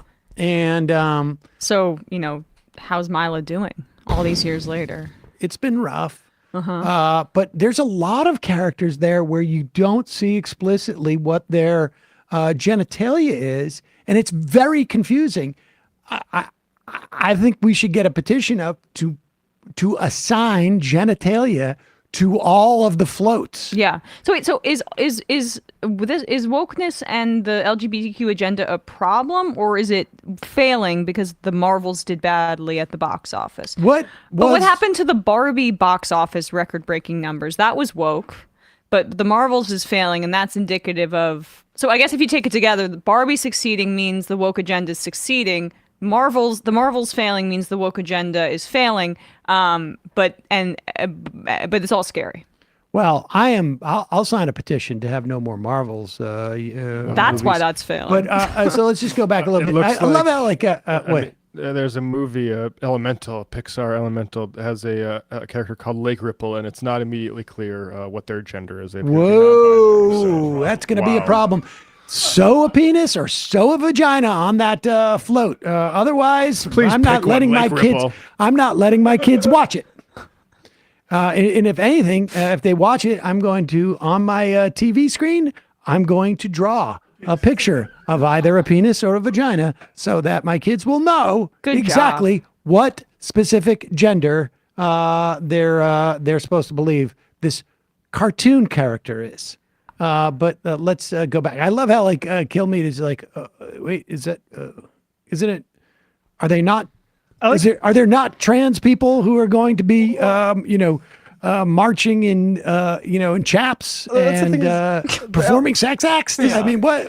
Is LGBT agenda just to help people who might not be exposed to a non-binary person know that those people exist, and they're if they present you to present to themselves, or you're presented with a person like that, you don't need to freak out. It's actually just part of society. Yeah. Oh, no. But that's the nefarious part. The people that want testicles on floats, they're the people that are protecting your kids. 19,000 people wanting testicles on floats. Okay. Thank you, moms. Activity. I think that's part of it, but Disney's box office flops like the Marvels, as well as Macy's inclusion of a non-binary transgender Snoopy. character in a parade is That just another guy. example of an Okay. ideological Those- war that's Oh, being what waged is on that? I families, can't and even tell. Customers are saying they've had enough, but it Oh, seems there's our that testicles. corporate Two balls. brands Oh, look at it. it's just Look still at all the aren't getting the testicles. message. So I think you're seeing parents stand up, rise What? up, and say, "We're Oh, going to but parent." and wait, we- what was going on there? I mean, The football player with his legs in the air. legs in the air like that? That is a little bit suggestive. I wonder if he had balls. I wonder if we can zoom in. Did he have Wait, testicles? Is that a soccer player or is that a? Oh, well. Looks soccer like he's players being on their suffocated with the American flag. Also, that was from 2022. So I guess, is this an example of the floats that are not making me woke? I don't know. I mean, Goku from Dragon Ball Z is definitely male, but Yoda, I can't speak to Yoda's gender assignment. Well, it reminds me, sometimes cartoon characters are, it's not really about them fucking, so they don't immediately make it clear who, what their gender is or their genitalia family involved. show. Yeah, sorry about that. But I'm reminded, Blue from Blue's Clues. I always assumed Blue from Blue's Clues was a boy because they're blue, but they're actually a girl. I found that out when I was 12 years old, and that's why I You've just bought blown into my the mind. gay agenda. Yep. Trusted just still aren't getting the message. So I think you're seeing parents stand up, rise up, and say, "We're going to parent, and we expect our family-friendly events to truly be family-friendly, and not teach our children values that we object to." Kristen, what do you say to people who go, well, you got to be tolerant to all, be inclusive to all? we're all about tolerance and inclusivity. And what that means is that it shouldn't be corporate brands that are waging propaganda on our children. Right now, we're seeing in the entertainment industry, at Disney's hands, as well as even in our school system, we're seeing propaganda being waged that plays out in secret transitions that are being facilitated without parents' knowledge. We're seeing curriculum and books that are being used in classrooms. All right, I'm designed to sorry. Can you confuse pause children. it one more time? You think if your children's gender was being changed without your knowledge, that there wouldn't be the biggest lawsuits that this country has ever seen in terms of medical she's talking malpractice? She's talking about there are kids who are afraid to come out to their parents. So when they leave the house, they'll change their clothes. Maybe they'll they'll either dress more as masculine, or they'll dress more feminine, and they'll go and identify as a different gender at school, and then they change when they come home. That is happening, probably pretty rarely, although, and I would imagine more in like high school and junior high than anywhere else. But what has this got to do with the 19,000, the overwhelming numbers of people, 19,000 of the millions who will watch that parade? Can you imagine going around to everybody who's watching that parade and be like, aren't you disgusted because that character who you don't know from that movie you've never seen, you can't tell what sexual organ they have? I understand your point, but like their whole moral panic about this is that the medical butchers are coming to get your children, and like that's not what she was saying. I know. Okay, all right, whatever. Trying to make sense of this. Oh, well, I'm sorry. Are you trying to make sense of this? Yes. Yes, I can make sense of it. She's a lunatic, and they think that they can try and push this agenda off of 19,000 people. I don't even think that could get you on a congressional ballot in most congressional. Just play this audio, Bradley. There's nothing wrong with it. There are dozens of us. Dozens! It's cross. Yeah. And also, just a sense, if you want to get this grotesque representation of a non-binary person in this movie, I'll read it and just. Yeah, Lake Ripple here. And cover your kids' ears if they're listening here. In the movie, Lake briefly appears when Wade takes Ember home and introduces her to his family. After they enter the family's dining room, Wade tells Ember that Lake is his, quote, little sib, and even introduces his girlfriend Ghibli. So call them the little sib instead of little sis or little bro. What? Isn't that disgusting? What? Pornography. I don't want my kids to be... Okay, groomer.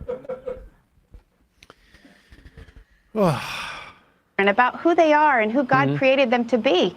So I think, again, it's an issue of parents saying, we're here to parent, and this ideology isn't just existing in a theory or a vacuum. It's playing out on the ground, and it's very destructive. So, Kristen, there's talk about societal, and then there's box office. You referenced it. The Marvels movie rolls out, and it's done absolutely terrible, and it's one of those message movies of political correctness and the transgender Pause it element just to one. it. Sorry, real quick. Just on a note on these Marvel movies. Like, I haven't watched one of these things. I'm a 34-year-old man. But I'll just say, like, when I worked for Vice News in like 2015, I did it was for a show called The Business of Life, and we were talking about Hollywood. And the stat that I came up with for the panel to discuss was that for the major Hollywood studios had a comic book movie planned on average for one every 2 months for the next like 8 years. Probably we're at the end of that cycle where they're realizing that maybe we're scraping the bottom of the barrel here. That is exactly it. And there have been other superhero movies that came out and flopped at the box office that didn't have a woke agenda. The Flash flopped. I don't know. I can't Batman versus Superman flopped. It's like 10 years ago. Yeah. You could be making up movies, but yeah. But even something like, for example, that was even, I think, had some critical acclaim, like the last Duel with Ben Affleck and Matt Damon did nothing at the box Here's the office. thing that I don't understand is like, this is all just to create their own sort of like diluted little bubble, because you know, I wasn't, I didn't love Barbie, frankly. Sorry. But apparently that was supposed to be a very woke movie, and it was massive. And the idea that like the Marvels movie, which, you know, nobody has heard of. It had a very troubled production and like basically got shuttered in, you know, in November when no one cares. But the idea that you can even measure this stuff by these films is just bizarre. It's just a way of making themselves feel like they're in the majority. And it doesn't even occur to anybody, like, we're flashing on the screen 19,000. Like, there is no part of this show that we did today that will have less than 19,000 people watch it, listen to it, consume it in some fashion. And I mean, it's like a mid-level tweet, essentially. And they're building an entire segment around this. Go ahead. In a game that used to be about in a series used to be about superheroes, Avengers Endgame, for example, big success, $357 million. The Marvels rolls out $47 million, an epic flop. Do you think this backs up your theory? I think it does, absolutely. I was just asking my son last night, tell me about some of these movies that have been flopping. What do you think? And he says, they're just bad movies. Good methodology. They are all about the political correctness. They're all about propaganda. Kids see through it and parents see through it. We need to understand very clearly that these ideologies that are being peddled in films and in our school systems are designed to pit children against their parents. And it's time for parents to not stand on the sidelines, but to truly use their influence. Yeah. And we need to understand that what we're seeing on campuses today, what we'll see in D.C. today in this march, these are these theories playing out on the ground. All right. Thanks so much. Kristen Wagner, taking action. 19,000 signatures. They're sure to grow now, but I don't know if Macy's going to hear you. We reached out, did not hear back. Thanks so much, Kristen. Thank you. All right. Let's go over to the back. There we go. Now we understand why they did it. I wonder if they're doing advertising too. They do the 19,000 petition promotion. What march is she talking about? I don't know. That was weird. The Israel march? I'd like to be the comms person at Macy's. Like, Fox News has got a request that we comment on trans people in Disney movies and at the parade. We want to let's kind of leave that one unread, I think. Yeah. All right. I'm going to read a couple IMs and we're out of here. Got a couple of things on the list, but we can deal with them tomorrow. Bull Prague. McCarthy wants to ask Burkett what the capital of Thailand was. I don't know if I get that. These movies are meant to turn kids against their bigot parents. Oh. Maybe that's when he hit him. I don't know. Mercury. Yeah. Oh. Then you Supreme tap. Court. Okay, The Supreme Court has a rule where one justice can't take all the fully loaded nachos. I can see Mayor Adams hiring a balloon animal clown to provide realistic genitalia for Thanksgiving floats. Texas leftists. The no ceasefire chant just broke out at the pro-Israel rally after Van Jones called for one. I read that, and he didn't say those words. Major Burns. Why would anyone participate in a corrupt elitist institution like marriage unless they have designs on becoming a real housewife of Brooklyn? Well, I mean, that seems like a big stretch, but all right. Drew P-Balls. He can hit, and at that price point, Kevin McCarthy can hit. Dave from Ireland. Trump is going to have Tim Curry in the hunt for Red October-style political officers at every level of state. Yada, yada, yada. Special place in the pit of hell for a guy like Steve Bannon. Vatoff. In some what of good news, it will continue to rain tonight in Gaza, which will hopefully provide drinkable water. Unfortunately, that's the only hopeful news. Yeah. New Jersey mailman. Mark Wayne gave a whole speech at a church where he said he loves all his political opponents because he's a Christian. Oops. Train boy. If you go online, you can find many drawings of Snoopy with genitalia. Thank you very much. All right, 3 more. And Goku for that, man. Mahendra, don't use died when referring to the people killed by Israel. Say murdered or killed. Aaron's not cool. Happy birthday to Emma, or whatever happened yesterday. I wasn't really paying attention, but hey, could you play the I'm Late song again? And 2 more. Bob Carmody. Damn it, we had to plan to shoot Santa out of the sky this year. Left his bet. Anti-aircraft. And the final I am of the day, Elon Tusk. He said anytime, any place. So the senator chose the literal Senate. Clearly, he wants to fight about the I invested every penny above 50,000. I think workers would take that deal, pay them in investments where they work. Bradley, Matt, Emma, great job today. Folks, see you guys tomorrow. It might take all the strength I got to get to where I want.